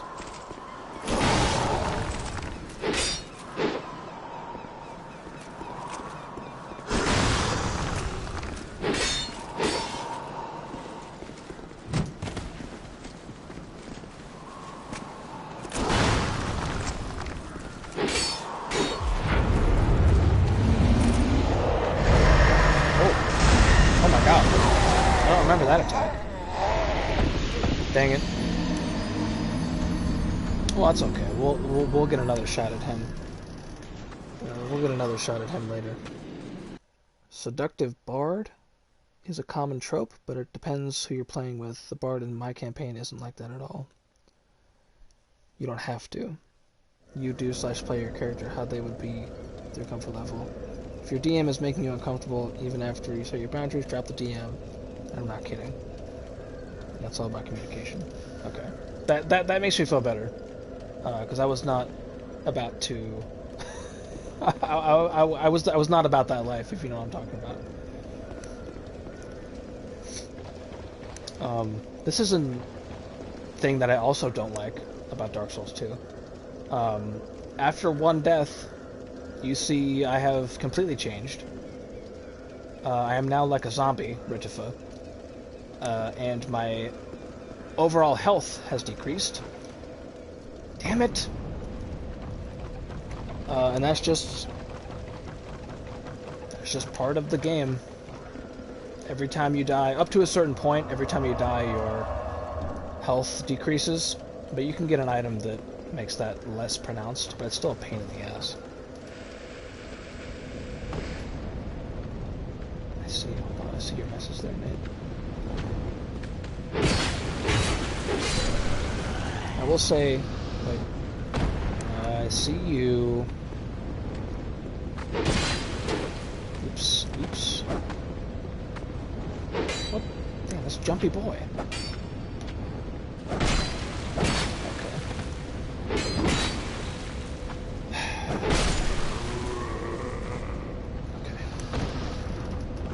please. It's called moisturizer. If you try to seduce someone for info in my game, I'ma have you try and roleplay the conversation first and roll to see how it goes, but if you're not cool with that, we'll just reduce it to rolls. Or you just don't try to seduce NPCs. That's true. To be honest, I wasn't really planning on playing a character that was like all about seducing, but I was just curious after I saw that video.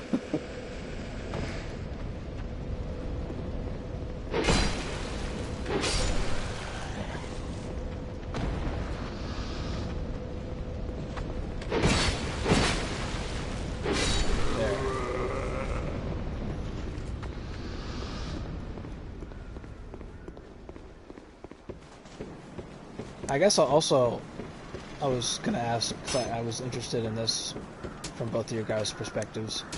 What's like the weirdest interaction you've had during a Dungeons and Dragons game?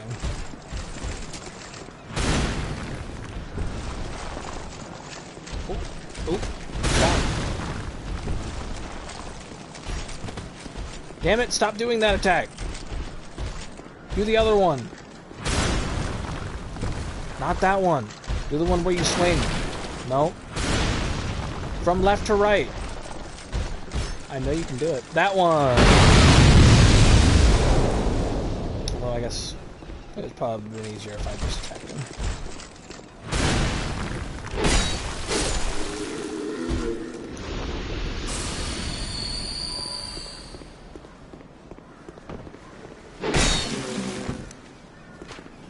Oh. Hold on. I don't think he comes back. Excuse me, I don't think that he comes back. I think you only have one chance to fight him right there. He just drops an item that you can get later, but you can get it earlier if you do it now. This guy, or not this guy.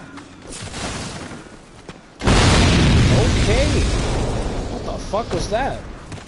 Oh, it must have been him.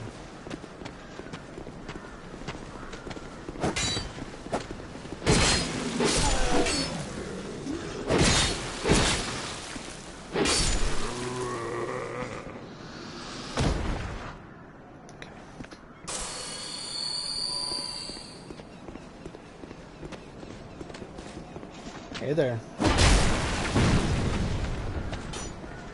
Hi, how are you?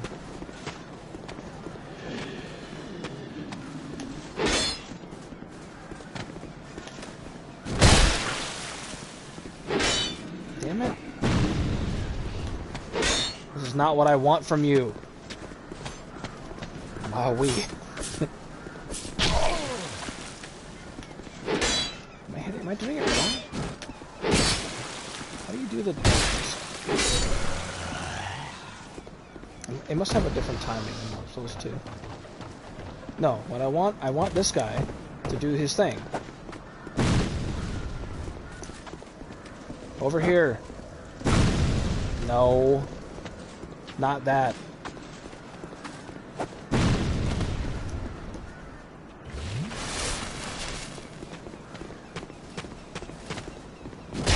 Oh my god.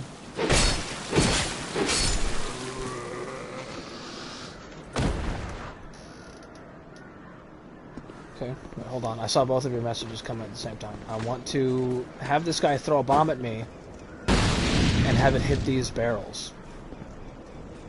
Do it! Nice. Because it blows up the wall and you have a shortcut. Okay, Andrews says, weirdest interaction. I accidentally set a restaurant on fire trying to recover stolen ingredients with my teammates inside. There's also the time the rogue in my party tried to steal from a shopkeep while I was buying things from them at the counter where things were displayed in broad daylight. And then Nate, in me and Savannah's first campaign, our DM was really casually misogynistic. Oh, nice. So he was fine with everyone else at the table, but he was generally a dick / rule stickler to her. Well, that's such a... What a fuckface. I'm sorry that happened. That's gotta ruin just like the entire game.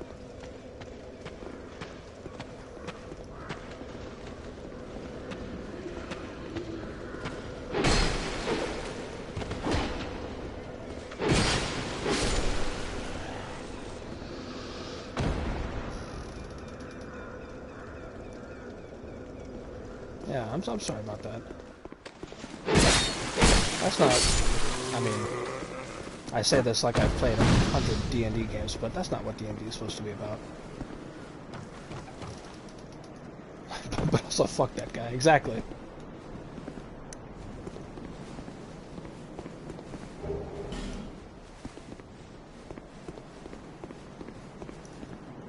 Oh, hold on. Oh, one time in our Better campaign, Savannah was trying to get a hat from a shopkeeper, but he wasn't selling, so they casually threatened them, and he killed himself on the knife they were using in defiance. Damn.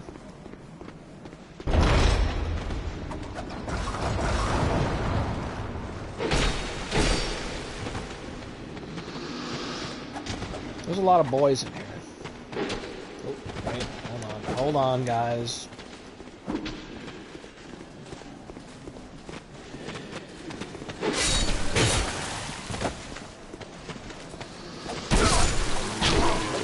Damn it, you bitch!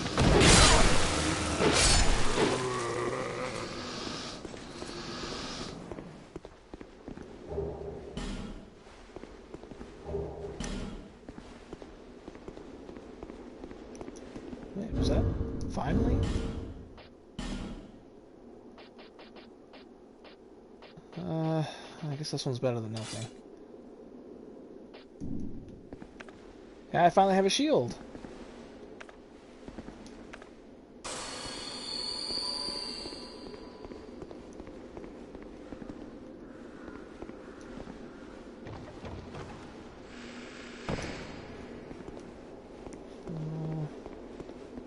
Okay. So, here's a weird thing. Trap chests. You know, not too weird. A little bit different, but not bad. There's two weird things in this area. Not counting that. We'll get to that in a second. So there's this door where it does not open from the side. So the first time I played this, I was like, oh, obviously there's a way to get to the other side, but there's not a way to get to the other side. What you have to do is attack the door, and the enemy on the other side will open the door for you. Strange choice by Dark Souls, but you know, interesting.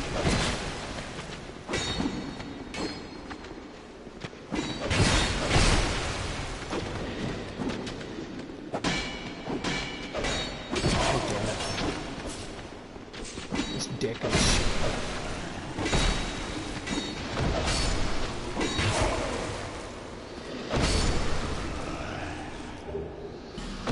Winged spear, that's nice.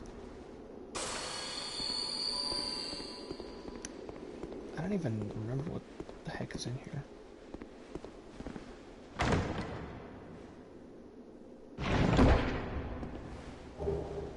Oh, the left ring, which is...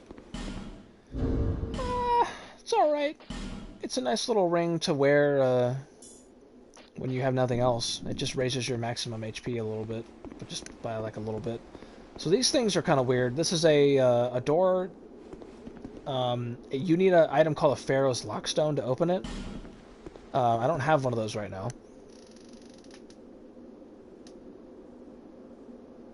Did you ever call that guy out on his shit? Yeah, I was wondering the same thing. Did anybody at that session say anything? That's quite the face. Yeah, he's... The Pharaoh's Lockstone doors are like... help me. But there's actually also down here, there's an illusionary wall right here. But unlike Dark Souls 1, you can't hit it to make it disappear. In Dark Souls 2, you have to go up to it and use the interact button to open it. Oh man, did they change? Oh, is this the... This might be the area that they... So... I think this is different in Dark Souls Scholar versus regular edition. So in Scholar, you have to have the Pharaoh's Lockstone to open this door. In the base Dark Souls 2, you could just open it. which is kind of a pain. But we'll come back here later. It's not an item that we absolutely need, but it's nice to have. I can possibly whoop his ass. But Malencia has a Ferrous Lockstone, so he might actually just go up there and buy it from her.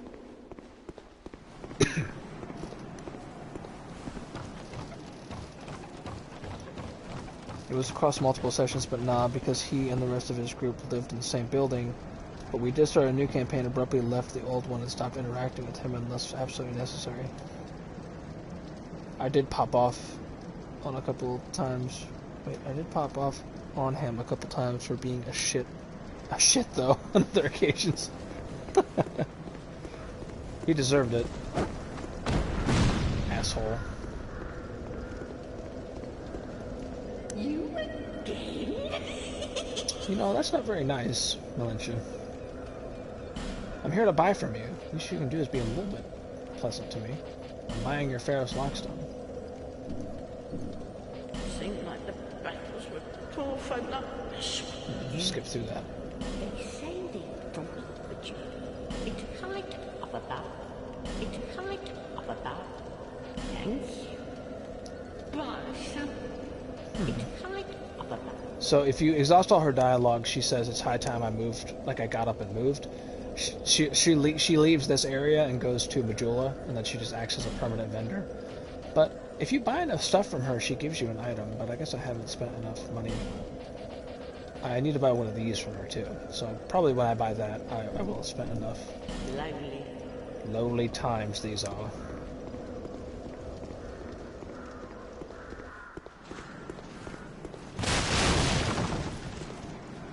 You know what that reminds me of?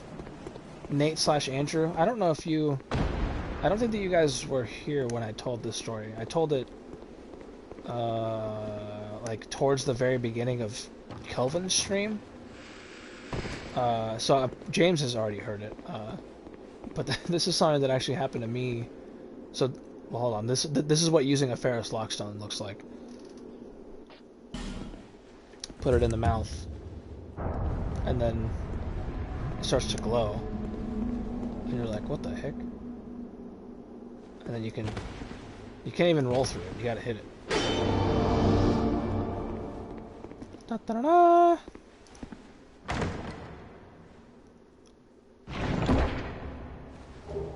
So you get the Chloranthy ring, which is very, very helpful. And you get a Titanite slab, which is very, very helpful. Not, you know, not 100% necessary, but very, very, very helpful. The Titanite slab will help us upgrade our weapons to 100%, and the Chloranthy ring makes our stamina regenerate faster, which is extremely helpful. I just realized we never properly linked up to talk about resources for remote play. The neighbor? Yes, Tames, exactly. That's what I'm about to talk about. Hit me up, yo. I'm good after 5 p.m. most days. Yes, Tames is exactly correct. I was going to tell this short story about one of my neighbors. That prior to this interaction, I suspected that they didn't like me for some reason. Let me talk to Pate real quick. He doesn't have a ton of things to say. Hello there. Traveling all alone in these treacherous times. Well, I hope you have a very good reason. Oh, hogwash. Who am I to judge? My name is Pate. Pate. I journey hither and thither on a sort of treasure hunt, you might call it. Be careful out there. There's talk of unsavory bandits who prey upon travelers like yourself. Suspicious, Pate. Oh yes, you be cautious if you go any farther. There's treasure in there for certain, but the entrance locks from behind. I saw the same design earlier, and it's the same contraption, I'm sure. I was with this warrior, you see, and he insisted that he go inside first. The rather brusque fellow tried to swipe the lid for himself, but it trapped him inside. I still have the gent's ring. I do hope he wasn't harmed. I'll leave this one to you. I'll leave this I'm one worried to about you. what might be inside. Yeah, so Pate's storyline is... I'll leave this... Yeah, that's all he has to say. So Pate's storyline is actually one that permeates throughout the entire game. Well, most of the game. So we will see his storyline end at some point. It's an interesting storyline. But he is correct. This entrance does lock from the front. So as soon as I go in there, this gate will close, and I'll be trapped in there, but not for long. I was legit upset about the neighbor incident for the majority of the next day. I was too, to be honest, because I still don't know what I did wrong. But basically what happened was, I've always suspected that this neighbor didn't like me for some reason. But I never really had like much interaction with him, because he just kind of keeps to himself, which is fine with me. But I thought that the other day I would be, you know, slightly nice, because... Wait a minute. Because we were both... Okay. We were both headed to take our garbage out at the same time.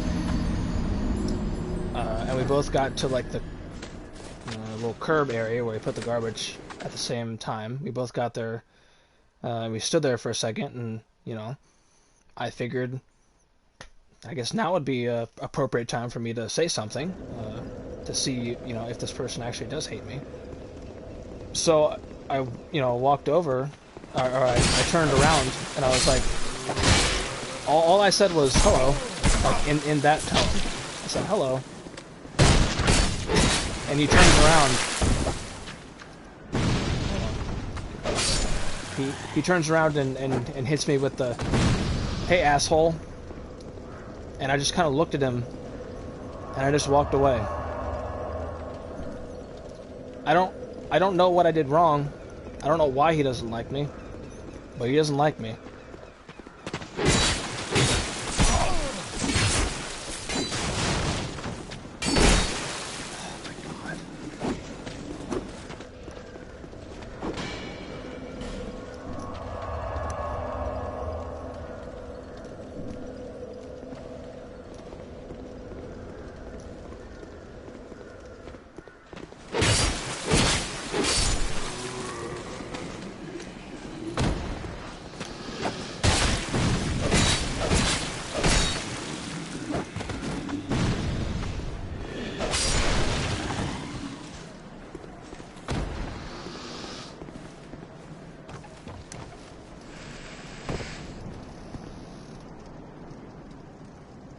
Your neighbor better pray he doesn't meet me in the streets.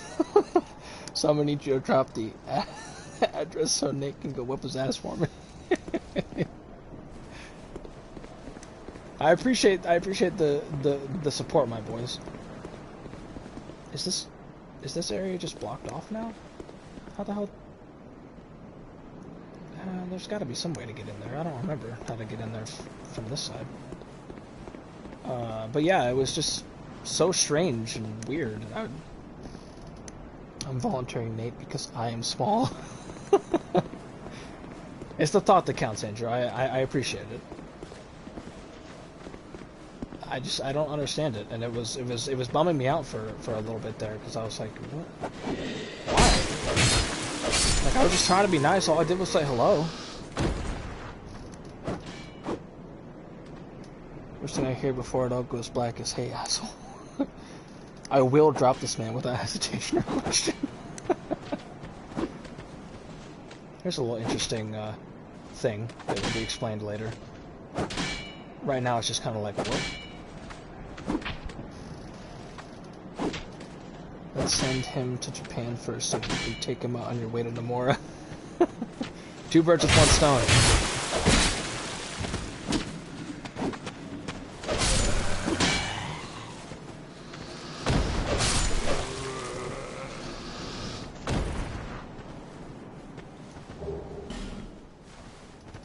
What did Nomura do to you? Uh-oh. So Nate will be taken out. Don't get me started. Nate will be taking out Nomura, my neighbor, and Bobby Flay, all in one fell swoop. That man has a family. Can you open the door? Well, I see you managed to escape. Not really. I hope that brave warrior didn't come a cropper either. Be Can have careful any out teeth. there. There's talk of unsavory bandits who prey upon travelers like yourself.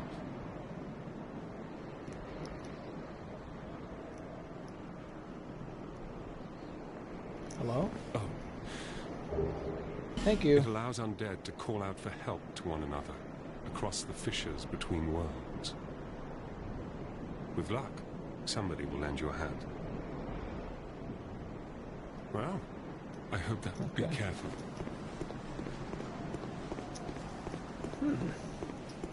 I thought that gate reopened. I'm actually not sure how to get back in there. Unless it's up here somewhere. Wait, Bobby Flay? What happened here? Yep, Bobby Flay is one of the people on Nate's hit list. It's gotta be, like, right here, right? Go. Oh, I can just go up there. Okay. I can just do this. Because I want those damn souls back. There.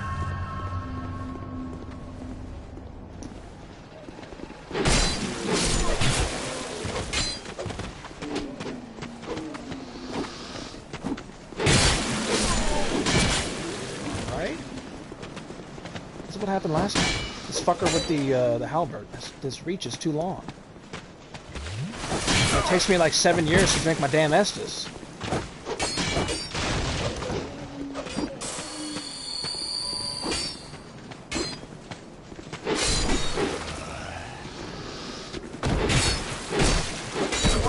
Alright.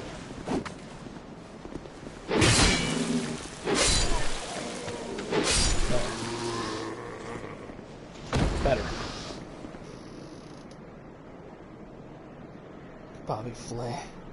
I mean, I feel I too am on Nate's hit list. I just want to know who's keeping me company and why. The more just need to be stopped for the good of humanity. I know I'm on for general shenanigans at his expense, but Flay. Yeah, Nate was telling us his Bobby Flay story. Was that my last stream? Bobby Flay has personally wronged me and backed away from a challenge like a coward. So when I see him, I'm dropping his ass too. Here's a wall. One of these. See? One of the illusionary walls. Not just a wall.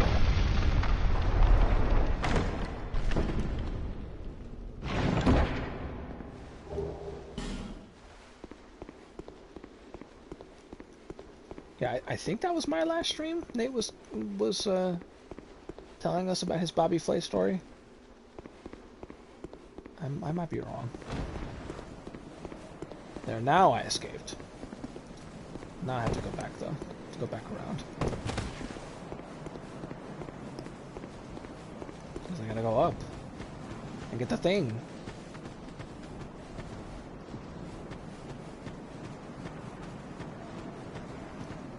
Yep, nothing happens yet, but something will happen eventually. Nate, why are you angry? Wait, turn this. Is the big is the big teeth serpent thing in Dark Souls 2? No, don't bring him up.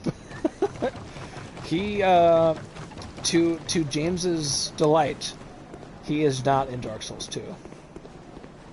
So we won't have to deal with him anymore.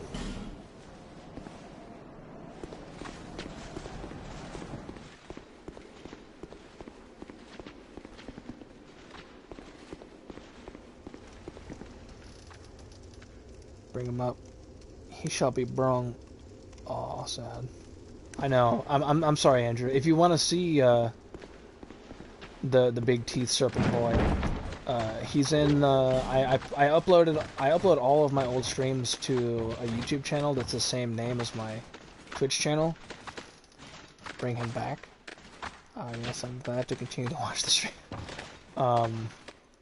So if you want to see him, he's in my Dark Souls 1 playthrough. Quite a bit, actually. A little bit more than he probably should be.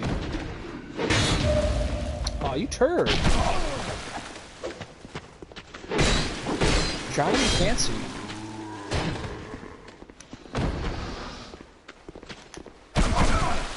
Alright, Jesus.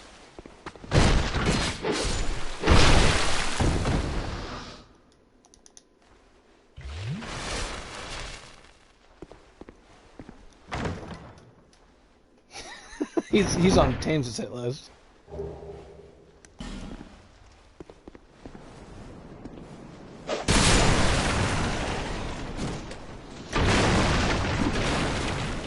Oh, I thought that would have done it.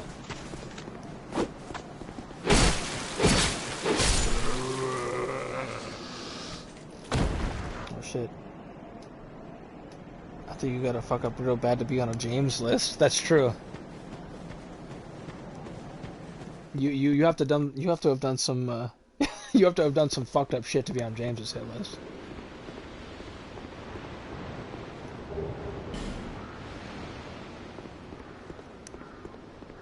This is an area that we will return to actually pretty shortly, I think. Hey. Hi, how are you?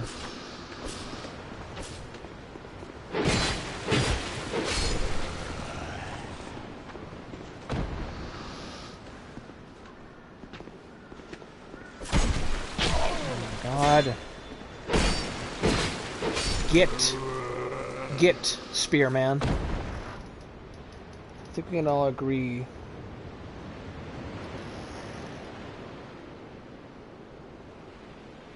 I'm not sure who that is. It's on everyone's hit list. Like, Nate threatens me on... It threatens me daily on shit, but I feel James is a peaceful soul. I am not... I am now terrified.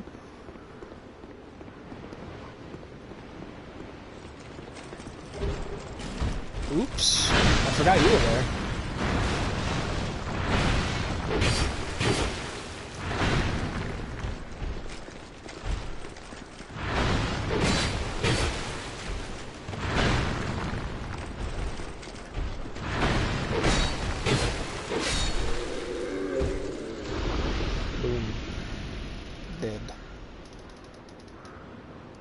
But it's largely empty threats because we are the best of friends.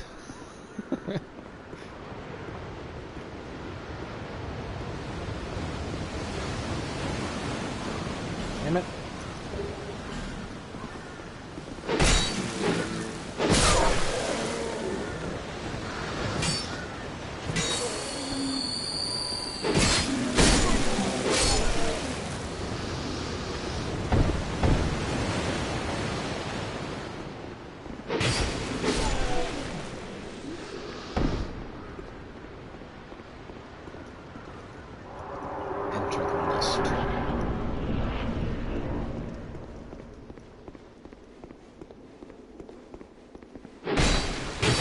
Can't sneak on me. Sitting there like you're not gonna wake up. Large leather shield is, I think, the shield that I use in the interim. Yeah.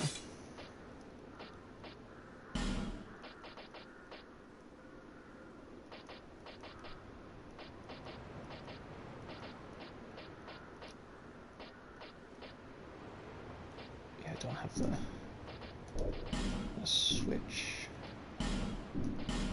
these two.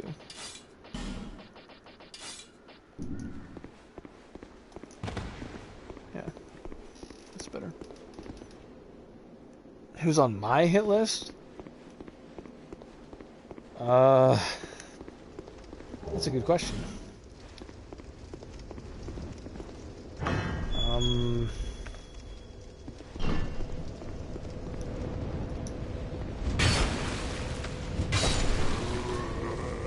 Huh.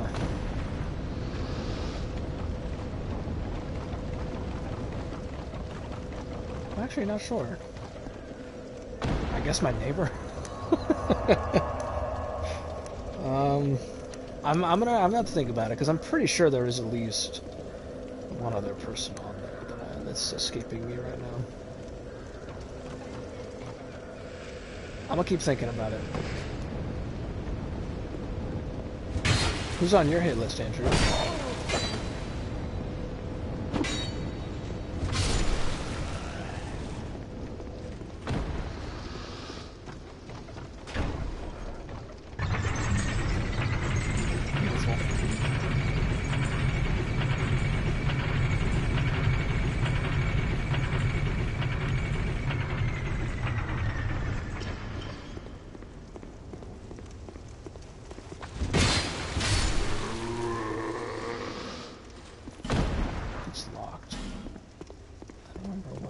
What's that? We all have one. Even Kal-El has one. That's true. I'd be interested to see who's on Kelvin's hit list. There's someone. I just gotta think about it for a little bit. Here's the first boss, by the way.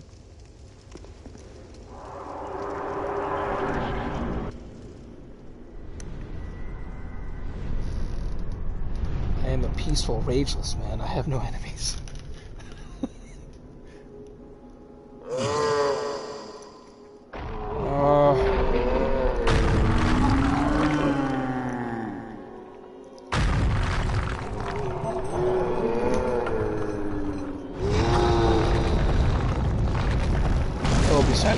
Fuck spiders. I'm with you there. Fuck those guys. I hate spiders. And their webs. And their kids. This is the last giant.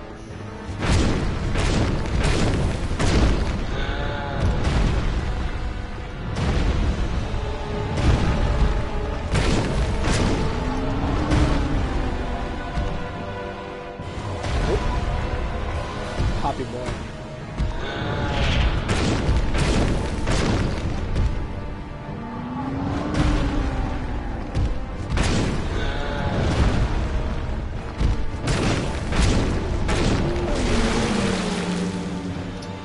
When you get him down below half health, he rips off his arm to increase his reach. That's not really a problem he should be worrying about. Take a quick swig. Oh shit! I forgot to. There's a whole area I forgot to do. I'll do it after I finish. Damn it! Victory achieved. I've got the soul of the last giant and the soldier key.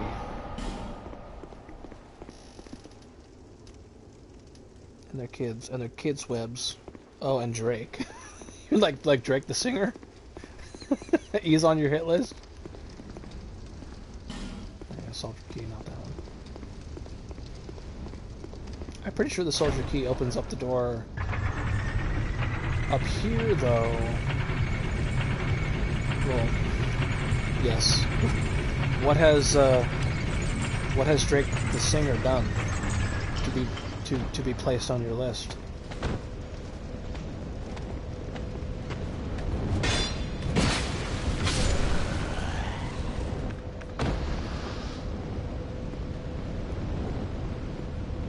This key opens up the way to the next boss, but it also opens up this door. Sure.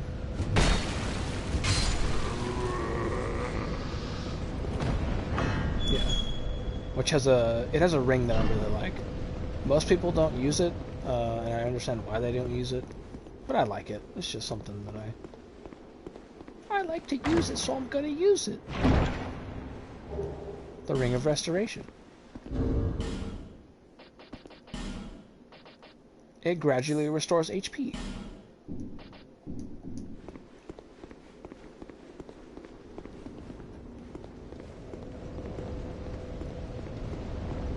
This little area is also changed up from the original version of Dark Souls 2. So, the original version, this guy was not here, and this chest was not here either. Which contains an item called... Oh, no? Well, that chest wasn't there, but this is the item I was talking about. The Grand Lance, which is a pretty great item. I actually might end up using the Grand Lance if the weapon that I'm considering using doesn't like pan out to be as great as I hope that it'll be. So if the weapon I'm trying to use, it's not this axe. I haven't gotten it yet. If the weapon that I want to use isn't as good as I'm hoping it'll be, I'll probably just use the Grand Lance because I know that item is good. I'm gonna kill this guy though to get his souls. And hoping that he drops his shield, because I like that shield. Produce the symbol of the king. That's asking us to do something related to that door that I don't have access to. I have to come back here later. In Niantic. Drake and Niantic are love-hate relationships for me. I absolutely know what you're talking about with Niantic. I haven't been playing a ton of Pokemon Go recently. Like every so often, I'll pull it up while I'm like walking my dog just to see what's up. But I haven't been really hip to the Niantic shenanigans recently. Have there been any recent Niantic shenanigans that I should know about?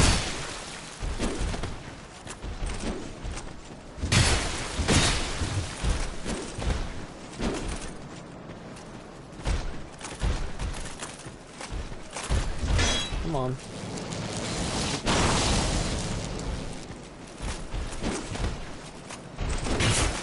Damn it.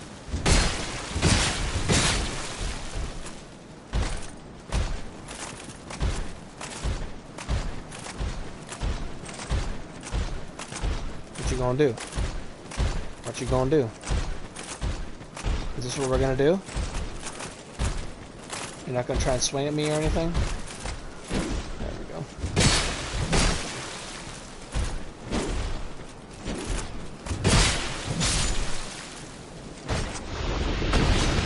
Damn it, didn't drop anything. Well, not a ton, some random quests are bugged, but that's a given. Yeah. Actually, I don't know if you did, Andrew. Did you play Pokemon Go when it first came out, like in 2016?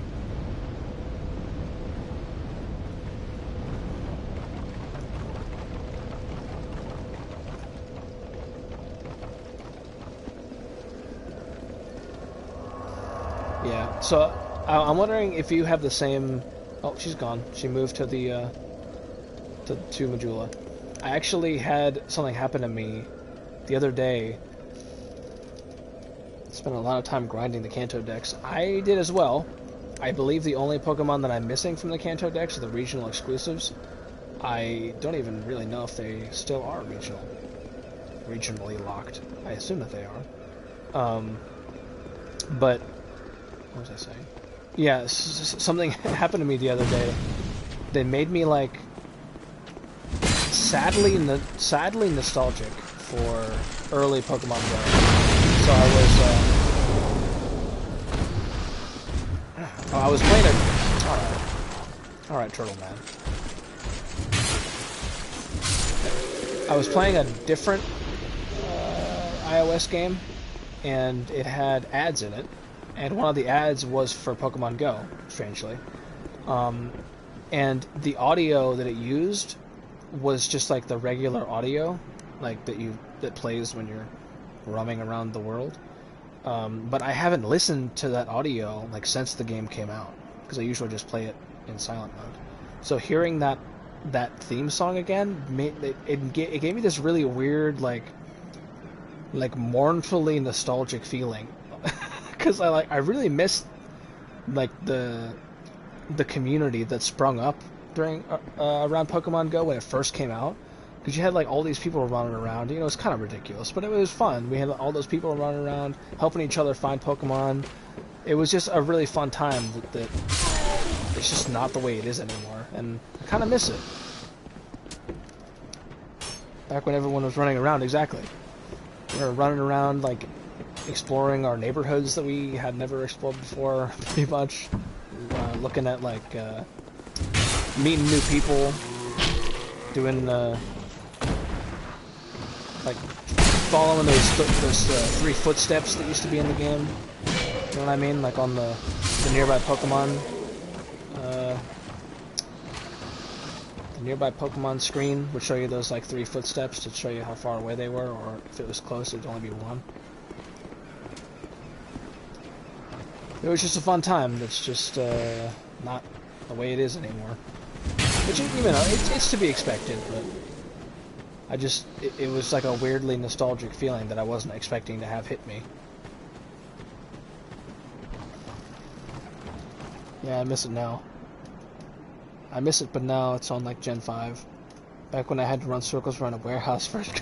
Yeah, that was really fun. I actually still have that Venusaur in my Dex teams.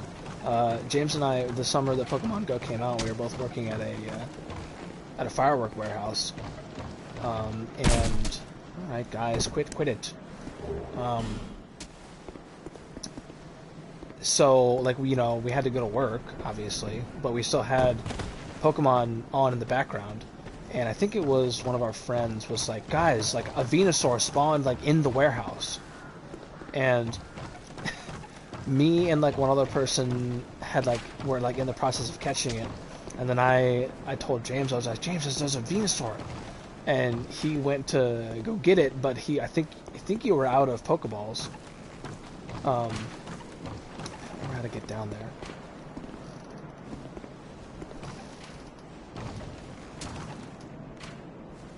What about the Fairfax Corner Venusaur? Was I there for the Fairfax Corner Venusaur? Oops. Okay. Well, that works too. So he had to buy Pokeballs to catch it, and then I don't think you ended up catching it, did you, Tames? Because it you clicked on it, but then early Niantic just fucked you over because it zoomed in on it like you were gonna go to the catching phase, but then it just didn't. I felt so bad because I was trying my damnedest to help you get that Venusaur, and then Niantic was just like, no, you can't do it.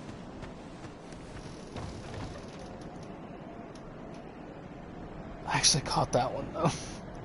I think I got my first Dragonite walking home from class sometime in senior year. I never found a standalone Dragonite. I had to catch a crap ton of Dratini's and get it like that.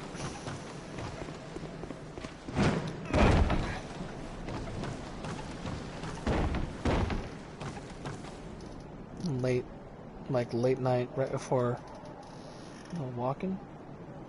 I have a similar story about a Dragonite in college. Yeah, I was wondering if you're gonna tell that story, Nate. That's a tale. I remember you telling it to me when I was talking about Pokemon Go one time.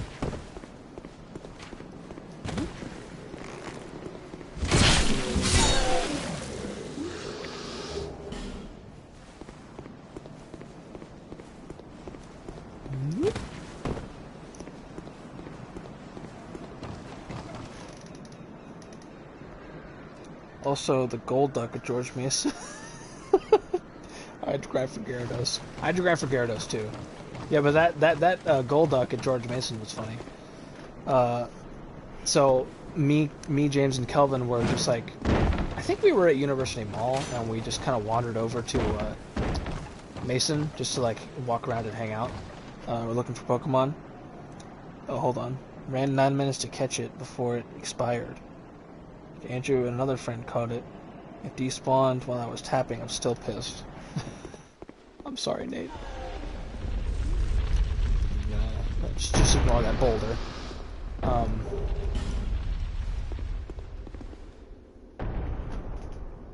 Oof. But yeah, it was one of those nights, and I pulled up Pokemon Go, and I was like, I wonder if there's anything around here. And I saw on my radar that there was a Golduck. I think I had already caught Golduck, so I didn't go after it. But I was like, hey, Tames, there's a Golduck over at one of those nearby Pokestops. And he was like, Golduck? And I was like, yeah. And then I turned around to look at him, and he was just, gone. He was just, booking it, actually running down the street, sprinting. And I was like, oh, shit. All right. It was pretty funny. I don't remember if you ended up catching it. Did you catch it, Tames? Oh, I'm sorry. I was just daydreaming, I think. My name is Kale. I'm a traveler, like yourself. I'm navigating the continent to create a map. Why cartography, you ask? Why cartography, you ask? Well, that's a good question. When I first came into this forsaken land, it was a curse? Something about a curse? How embarrassing. I seem to have lost my focus. But I do know one thing for certain. I have always been very fond of maps. I think it despawned by the time I got there. Damn, I'm sorry, Tames. I came to this land some time ago. Drangleic, the Lost Kingdom. It sounded so romantic. I see your question, though, Andrew. Have you One seen second. Majula? Oh, there's a rather spacious mansion there. I've made it my temporary home. Well, as something of a squatter, I'm afraid. Inside the mansion, I found a strange map. If you talk to him like enough, none I've ever seen. he gives you the key to the mansion. I believe that it's a map of Drangleic. Now I'm Which I would like traveling to the have. land to prove it. Yes. Yes, that's it. That's why I came to the kingdom. Wait. No. That wasn't it. Then what? I don't seem to recall. Were you looking for that map? Wonderful. Then you're fascinated by maps, just like me. Shame on you. You should have told me before. I don't know why this is my first answer, Here, because I'm take not this. even that A hype key about it, to but the Hitmontop. I'll never understand the Charizard type.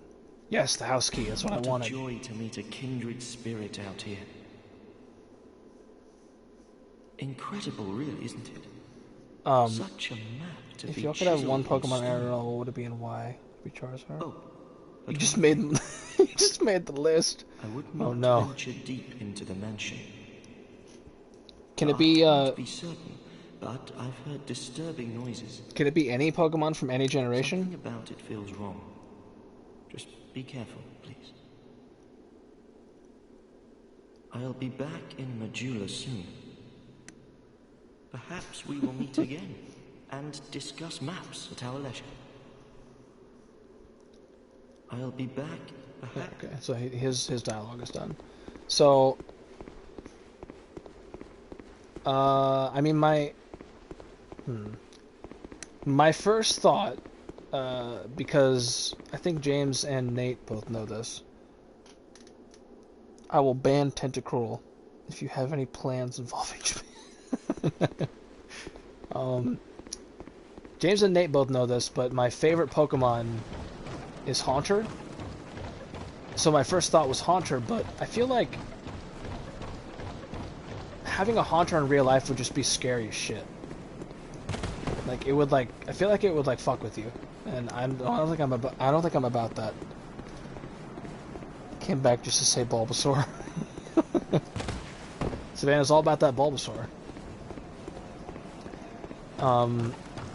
So I guess if I was gonna have a Pokemon that I feel like would actually love me and not put me in some sort of danger, because I was also thinking of Growlithe, but I feel like if you pissed it off, it would burn you alive. I feel like I would want to have.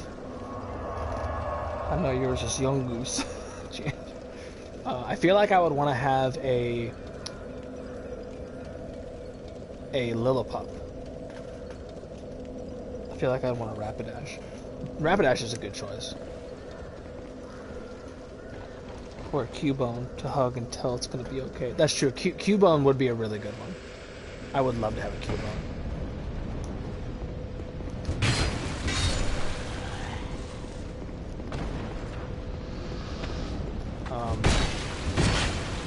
But I think I might pick. I think having a Growlithe would be really cool, and then you could have it evolve into an Arcanine. And those things are so damn huge, you could just ride it around. You could ride a Growlithe or an Arcanine to work. It'd be like what? It'd be like that vine that Kelvin sent earlier. What's up, fuckers? Do I have a? Let's see. Hold on. I think a Bright Bug. I think it's what you need. I don't have one though. I need to go get somewhere else. I think you can do it here. Is there one in here?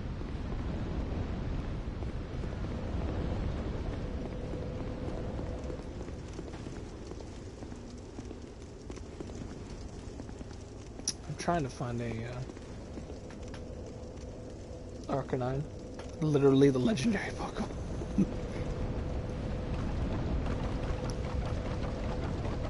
I'll pick Riolu / Lucario. That's a good one.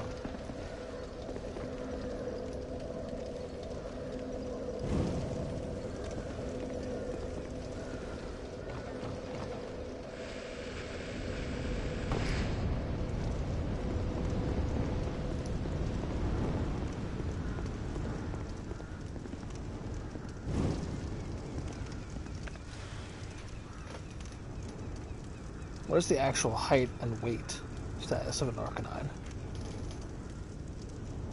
6 feet tall and 350-ish pounds. So yeah, that's one big boy.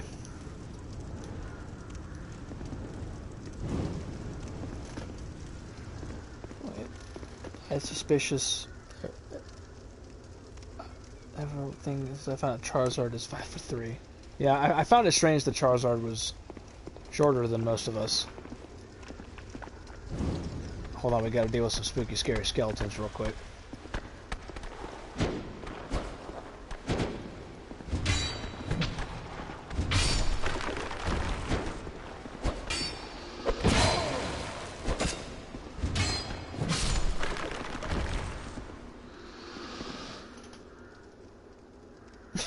Taller than Charizard.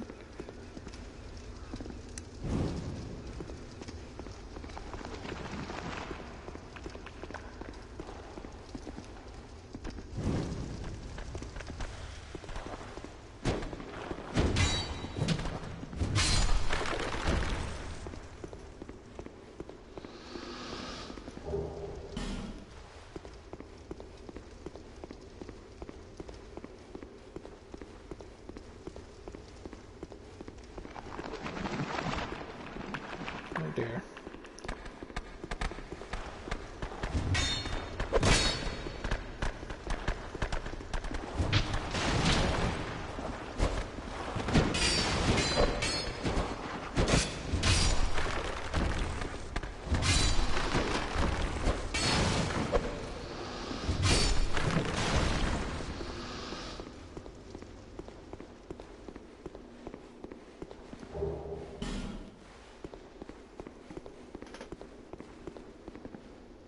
What are some other weirdly small Pokemon?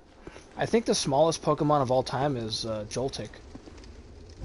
I think that is like the smallest Pokemon out of all of them.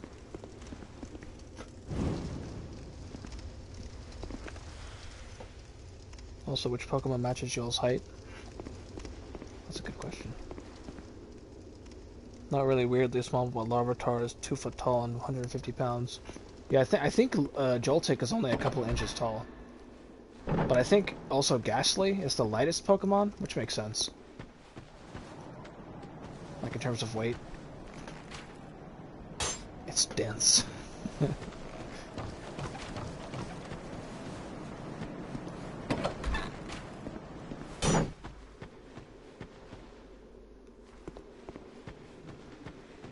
There's some sneaky sneakers in this area, but I don't remember where they all are.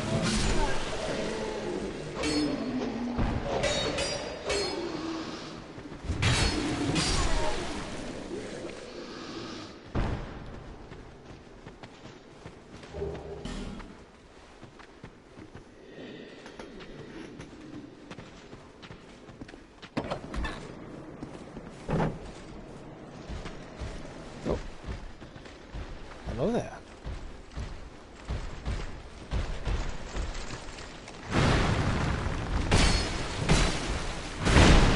Damn it. I remember that attack. Can't roll out of the way of that. You gotta roll sideways.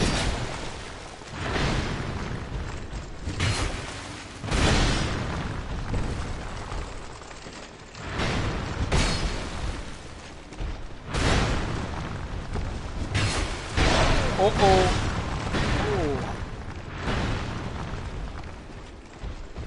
Hold on.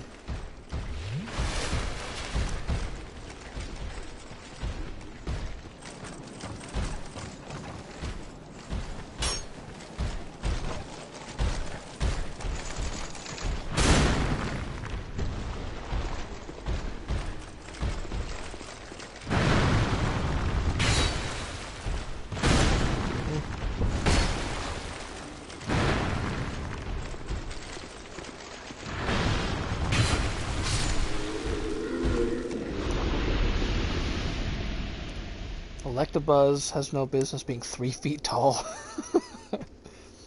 Cosmoem is 4 inches tall and weighs a little under 1,000 pounds. Excuse me? Oh, that's kilograms, so it's 2,000. It's 2,200 pounds. What the hell? That's one dense boy. So you're telling me when Lily was carrying it in her backpack she was full of shit, or she's the strongest just person ever to live?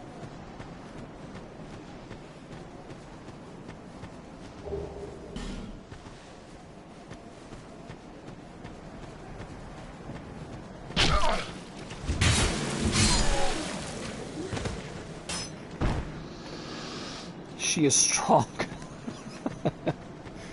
Damn, you don't want to fuck with Lily. She'll snap your neck. Where's all this coming from? I'm hearing just armor. Oh, alright. Damn. What the fuck? What? I don't remember this. Oh shit, I remember that though. I forgot that happens. I hate Armor Dennis. Fucking Armor Dennis. I could go up here though. I don't think they can come back up here.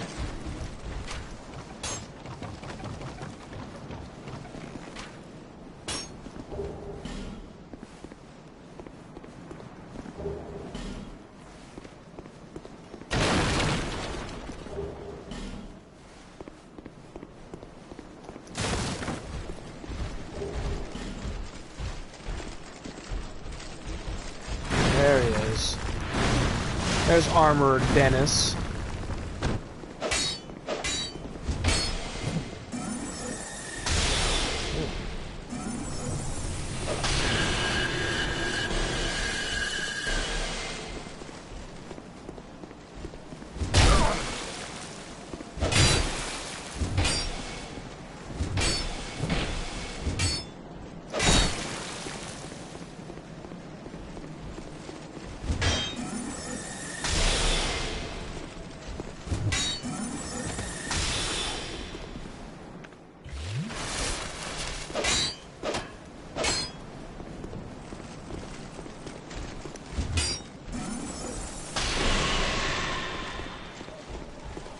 Fighting Armor Dennis is such a pain in the ass.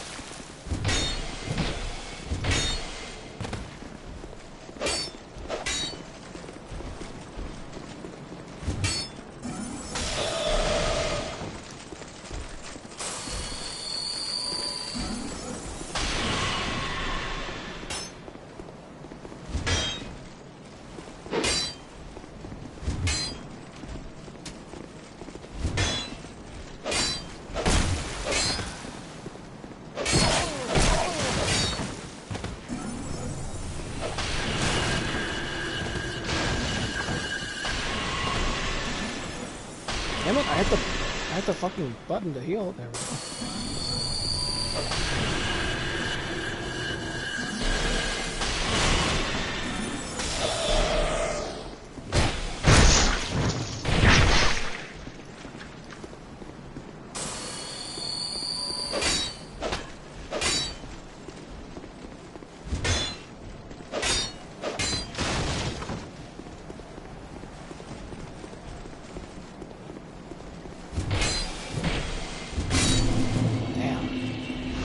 Fuck you, Dennis.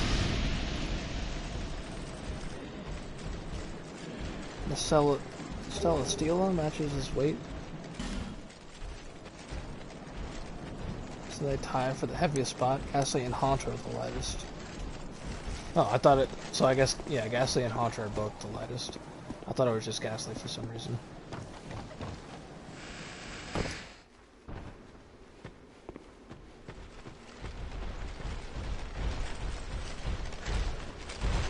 Doing there?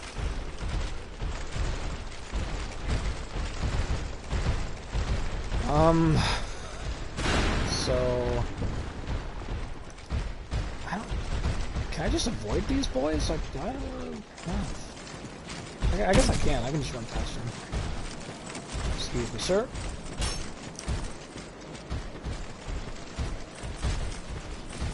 Get rid of this asshole. Oh, fuck off.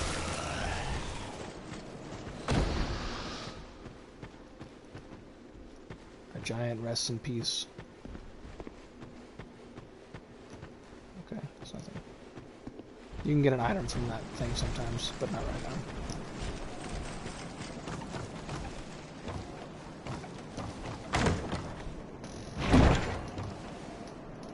Wait, Cosmo is 4 inches tall? How tall is Lily? That girl's head is the same size as it. Turtle Gang? Turtle Gang is fucking hunting me down right now. Yeah, you can probably, yeah, there they are. There's the Turtle Gang. I might try and mess with them, because there's a bonfire right here anyway.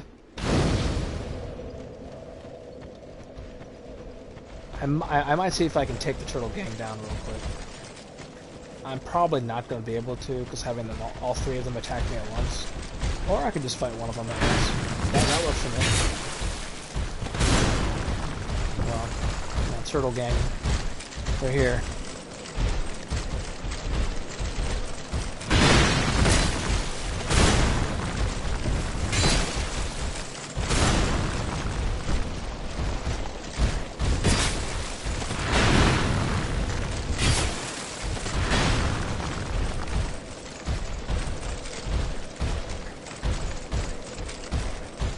Wait a minute.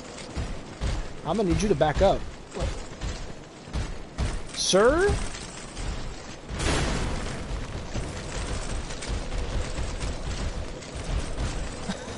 Turtle Gang.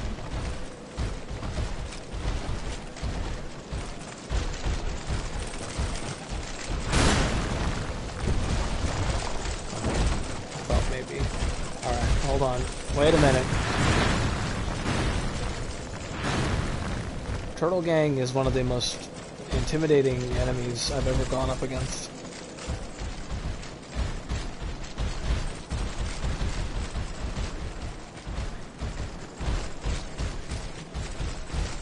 If I can have them come through the house, I might be able to separate them a little bit.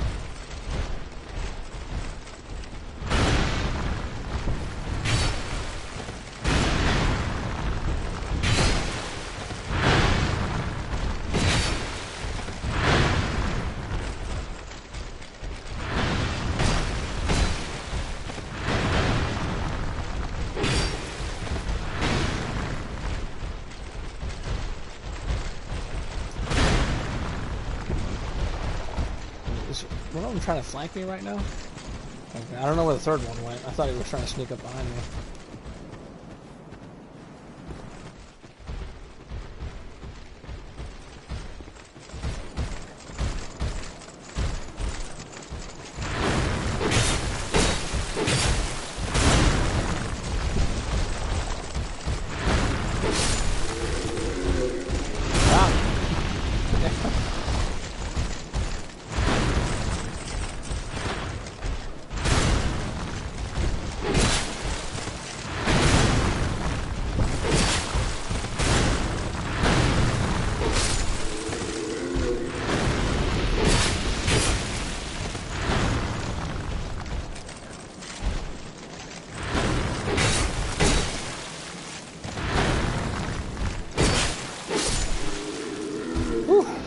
Turtle Gang vanquished. Small Head Lily. Actually, my favorite Pokemon is...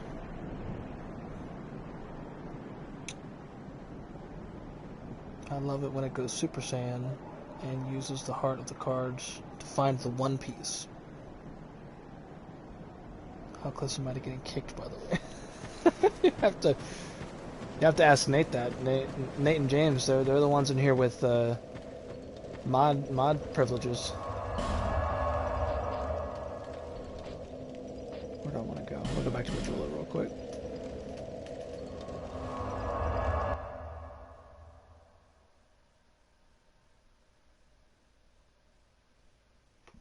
Oh, did I ever change this, by the way?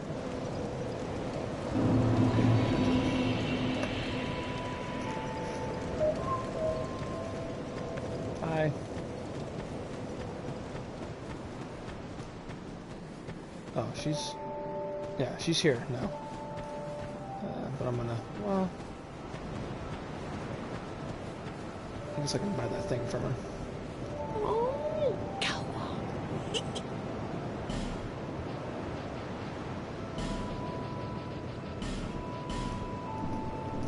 Take these.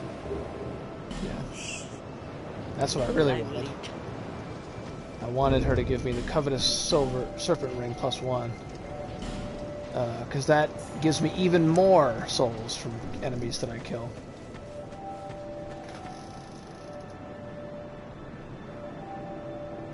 You're a good dude, it's a chill stream. I miss our tomato boy. Damn, it's gone soft.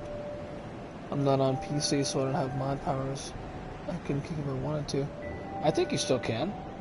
I can do it from my phone when I'm in your guys' stream.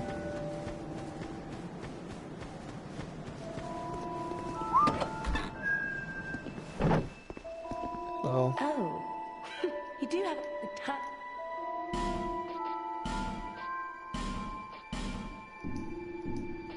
This place is all everything, Yeah. isn't this place? Oop. It's that I'll be. Spent a lot of the souls I just got, but I have a bunch of souls, like, to, you know, what I'm trying to say, like consumable ones to use.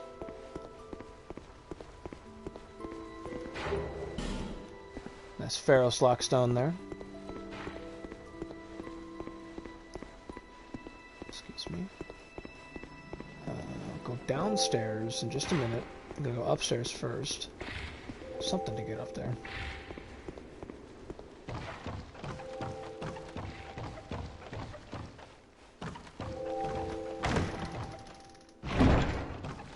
Yeah, you can do it from the app. I don't remember how, but you can. Man, Twitch doesn't want to give me the power then. Yeah, you just tap. Yeah, you just tap the username and it gives you a bunch of different options. You can like delete the message or ban them or time them out.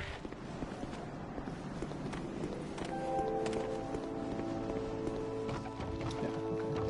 So there's not much to get on the upper floor, but there's a whole bunch of stuff. Well, not a whole bunch, but there is a particularly useful item in the basement. This is the map he was talking about. It just kind of looks like a smudge on the floor, but every time you beat a boss, a little flame pops up on the map, which is neat. No, it's not a chest. You try to trick me. Spooky, scary skeletons down here.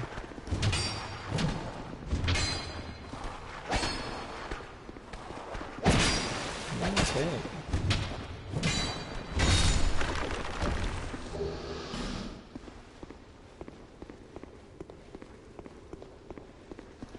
That's what I came down here for mainly, the Estus Flask Shard.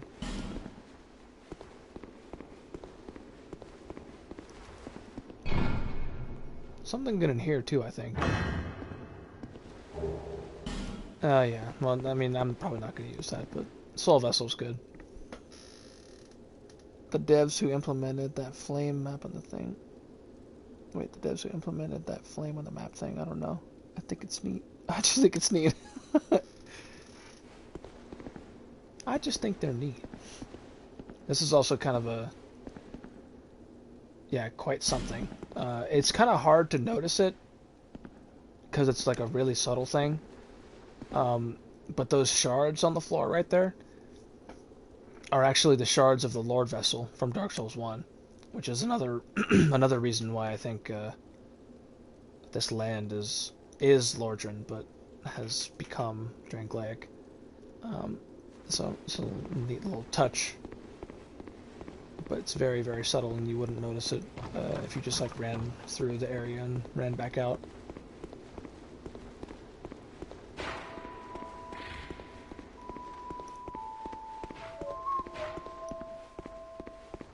Oops. Alright. So let me... I'm going to upgrade my Estus Flask. Then I will go fight the second boss. And that might be where we call it for this night. Here, to see, however... I'm gonna level up. I'm also gonna open the blacksmith's hut here because I forgot to do it. I bought the key and then I opened it. There you go. I feel like the devs who add that kind of stuff are just like giggling as they type. That's probably true. Ah, yes, very good. Like school children. Now I can get to work. But first, let me... He's like, first let me set up shop. Come back again soon. But all you gotta do is just sit down.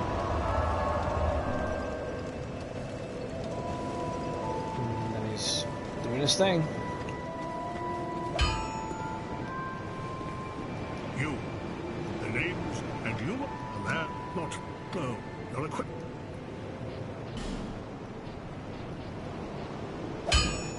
He doesn't have anything we're gonna buy yet, but we will utilize his services later on. And I honestly haven't felt that way about code in a long time.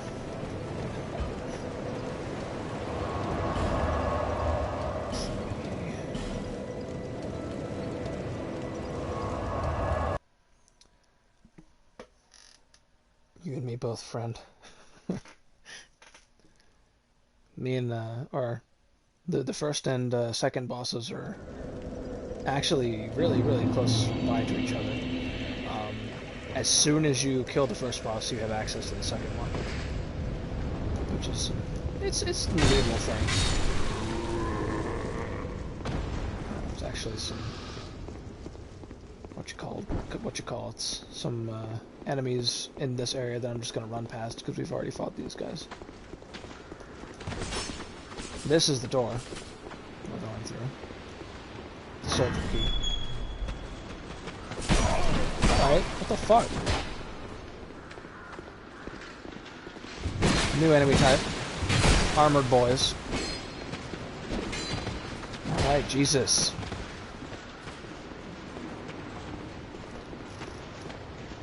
What's that on the wall behind you? Records? Wait, hold on a second.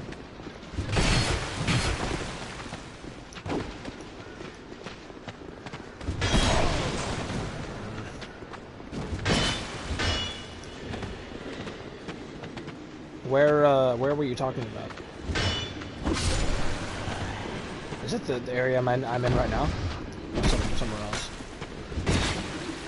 Oh, it's a different guy.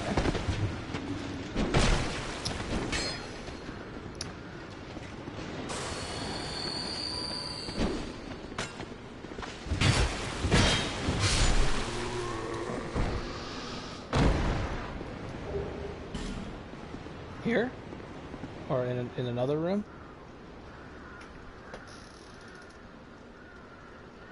Oh, in my actual room? I'm sorry. I thought you meant in the game. I feel like an idiot. Those are posters from Left 4 Dead. All of the campaigns in Left 4 Dead are themed. No, that's my bad. I was reading it wrong. All of the Left 4 Dead campaigns are like themed after different like movie tropes. So all of the loading screens they made to look like movie posters. So I have all of them. Starts here and then goes this way. That's all of this is Left 4 Dead 1, and then all of this down here is Left 4 Dead 2. Thank you. I was really proud at how even I was able to get them. It took a long time, but I think it looks really cool. It's a really nice backdrop for I think it's a nice backdrop for the streams, and it's nice for when I have to do work calls in here. Yeah, the only one you can't see is like all the way. One of them, for some reason, was bigger than the others, so I put it on my door. But I have all of them, and I think they are super nice, and I'm glad that I got them.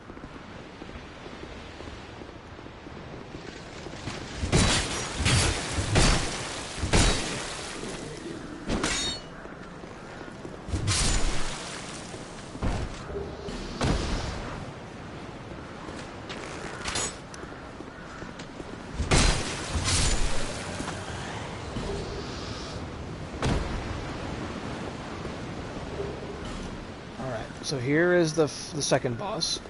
That's his arena. You can't see him yet. This is the second boss, and the second boss has a really interesting strat to it that makes it go by super quickly. I'm gonna try and do it, but I've never been able to really consistently get it. But if we don't get the strat like straight away, it's pretty easy to just beat it normally. I'm gonna try and show it off though.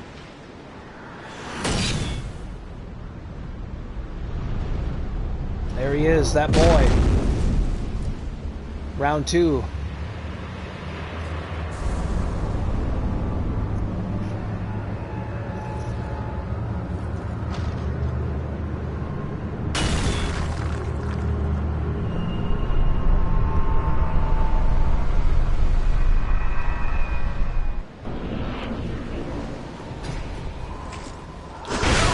Damn it. Well, maybe I can try it one more time.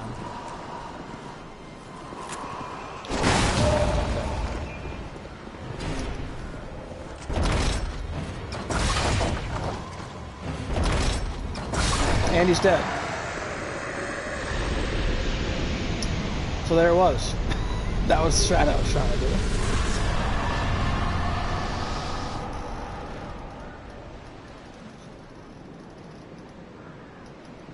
The battle of the thickest boys. I guess we know who's the thickest boy now. It's RITAFA. That just reminds me we're going to be repurposing an unused room in our place into a game room, so I may try to spruce it up into a scrim studio for whenever you guys are able to come over. Ooh! That's super nice! Teams, you'll have to, if you're cool with this, would you be down to send, like, when you start working on it, would you be down to send, like, progress pics? Because I'd be super interested in that.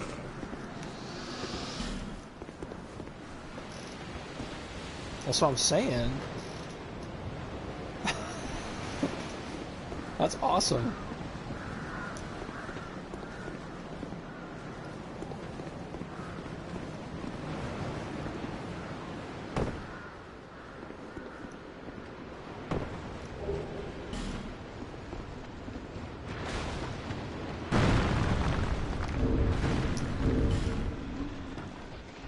Do I have enough to use the Dragonlight sword? Not yet, but I could.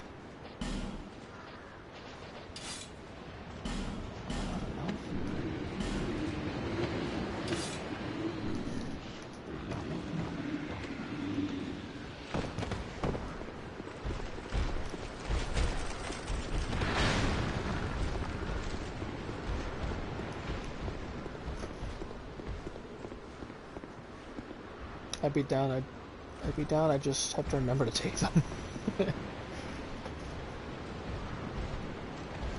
I wasn't sure if you could fit through that door. The new office provided too much inspiration. Yeah, that new office here looks pretty dang sweet. Okay.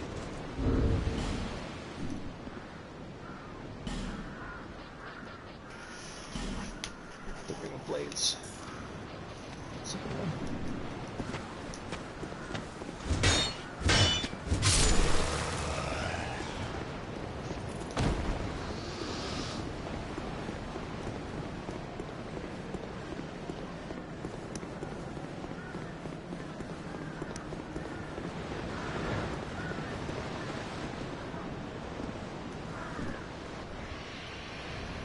This is how you transition to the next area. Kind of reminiscent of a scene in Dark Souls 1.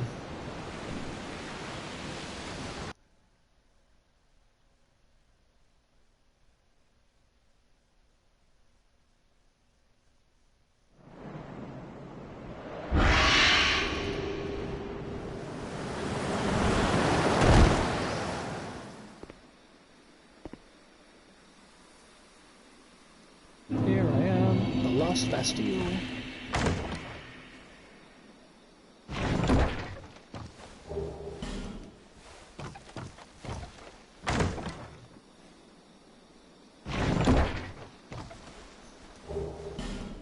Ooh, the dawn.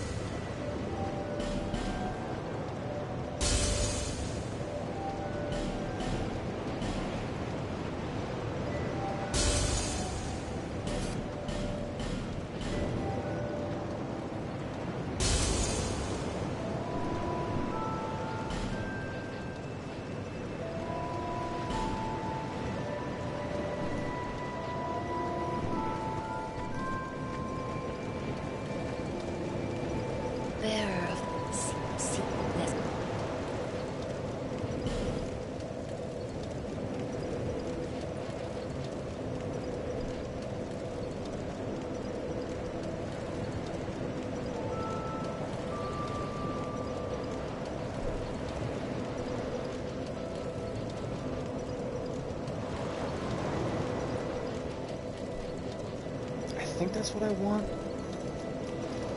Bear, seek, Lester. I think that's what I want, but I'm gonna back out real quick to confirm.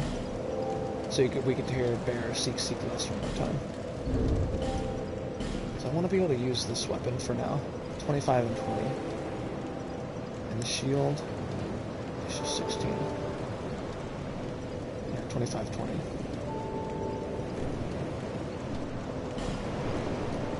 Bear, seek, Lester.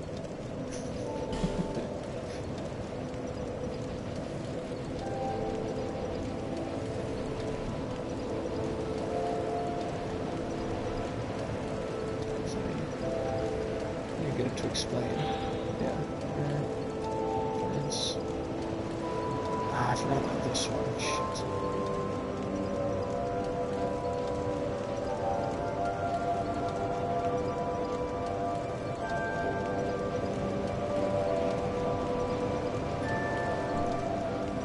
Forgot about vitality.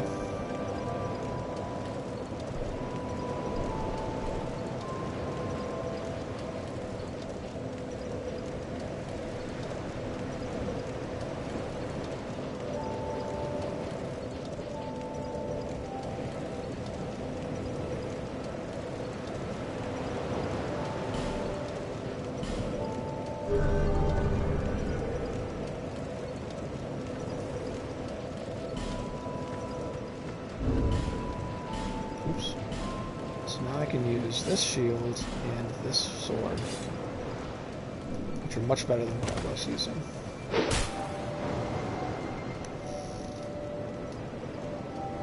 That's never gonna get off. Bear secretly blesses the new edge.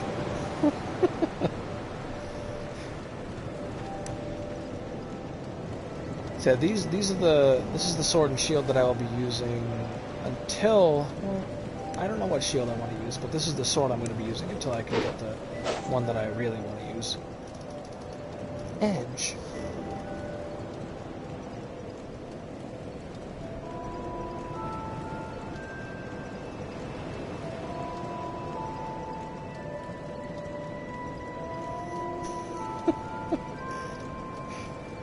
Andrew flipping the script there and capitalizing the last E.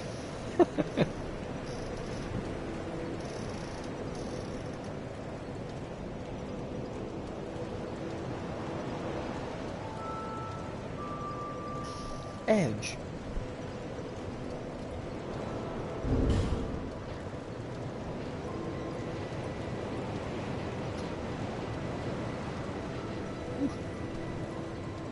Okay, so I think this is a good place to stop for tonight. Because I'm all set up at the Lost Bastille. I can go that way if I want. I can go that way if I want. I can go that way if I want as well. Yeah, so I have a bunch of different ways I can go. I'm thinking I might go that way next time because that's the direction of the weapon I want.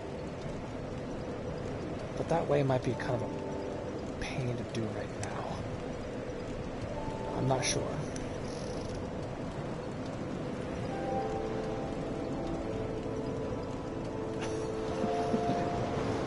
I will decide that later, though. Check my stuff real quick. Make sure I got all the stuff up there.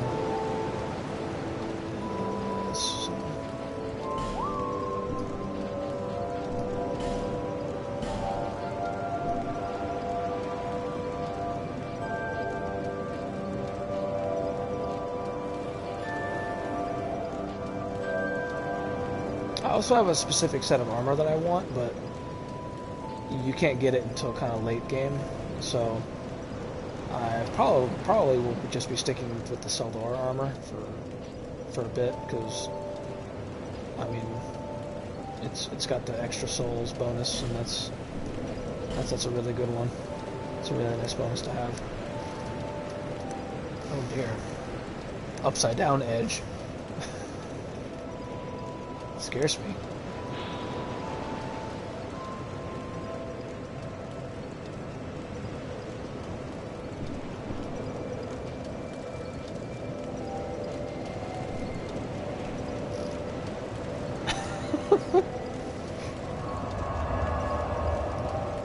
we'll leave RITAFA to rest by the fire until next week. He can relax by the fire until we meet with him again next week. Ow, the edge. But thank you guys for being here with me today. Shadow the Hedgehog, otherwise known as Owl the Edge. Yeah, thanks for being with me today, guys. It was great to have you guys here. And anybody else that kind of slipped in and out throughout the stream, thank you for being here. Thank you for coming, Nate and James and Andrew and Kelvin and Hello Nurse and Papa Hovytail. Shadow the Edgehog. Murphy Lee, thanks for being here, everybody. Thank you, James. Thank you, Nate, and thank you, Andrew. Hopefully, the Dark Souls is entertaining. I know, especially Tames hadn't seen any Dark Souls 2, so I hope Dark Souls 2 has been fun so far. It'll only get more wild and crazy as we get deeper into it, so be prepared. But yeah, thank you very much for being here. Hope you guys have a great weekend. And I'll see you next stream. Same time, same place. Next Saturday at 7. More Sleeping Dogs, more Dark Souls 2. So, thank you guys again, and hope you guys have a great night. Until next week, my friends, goodbye.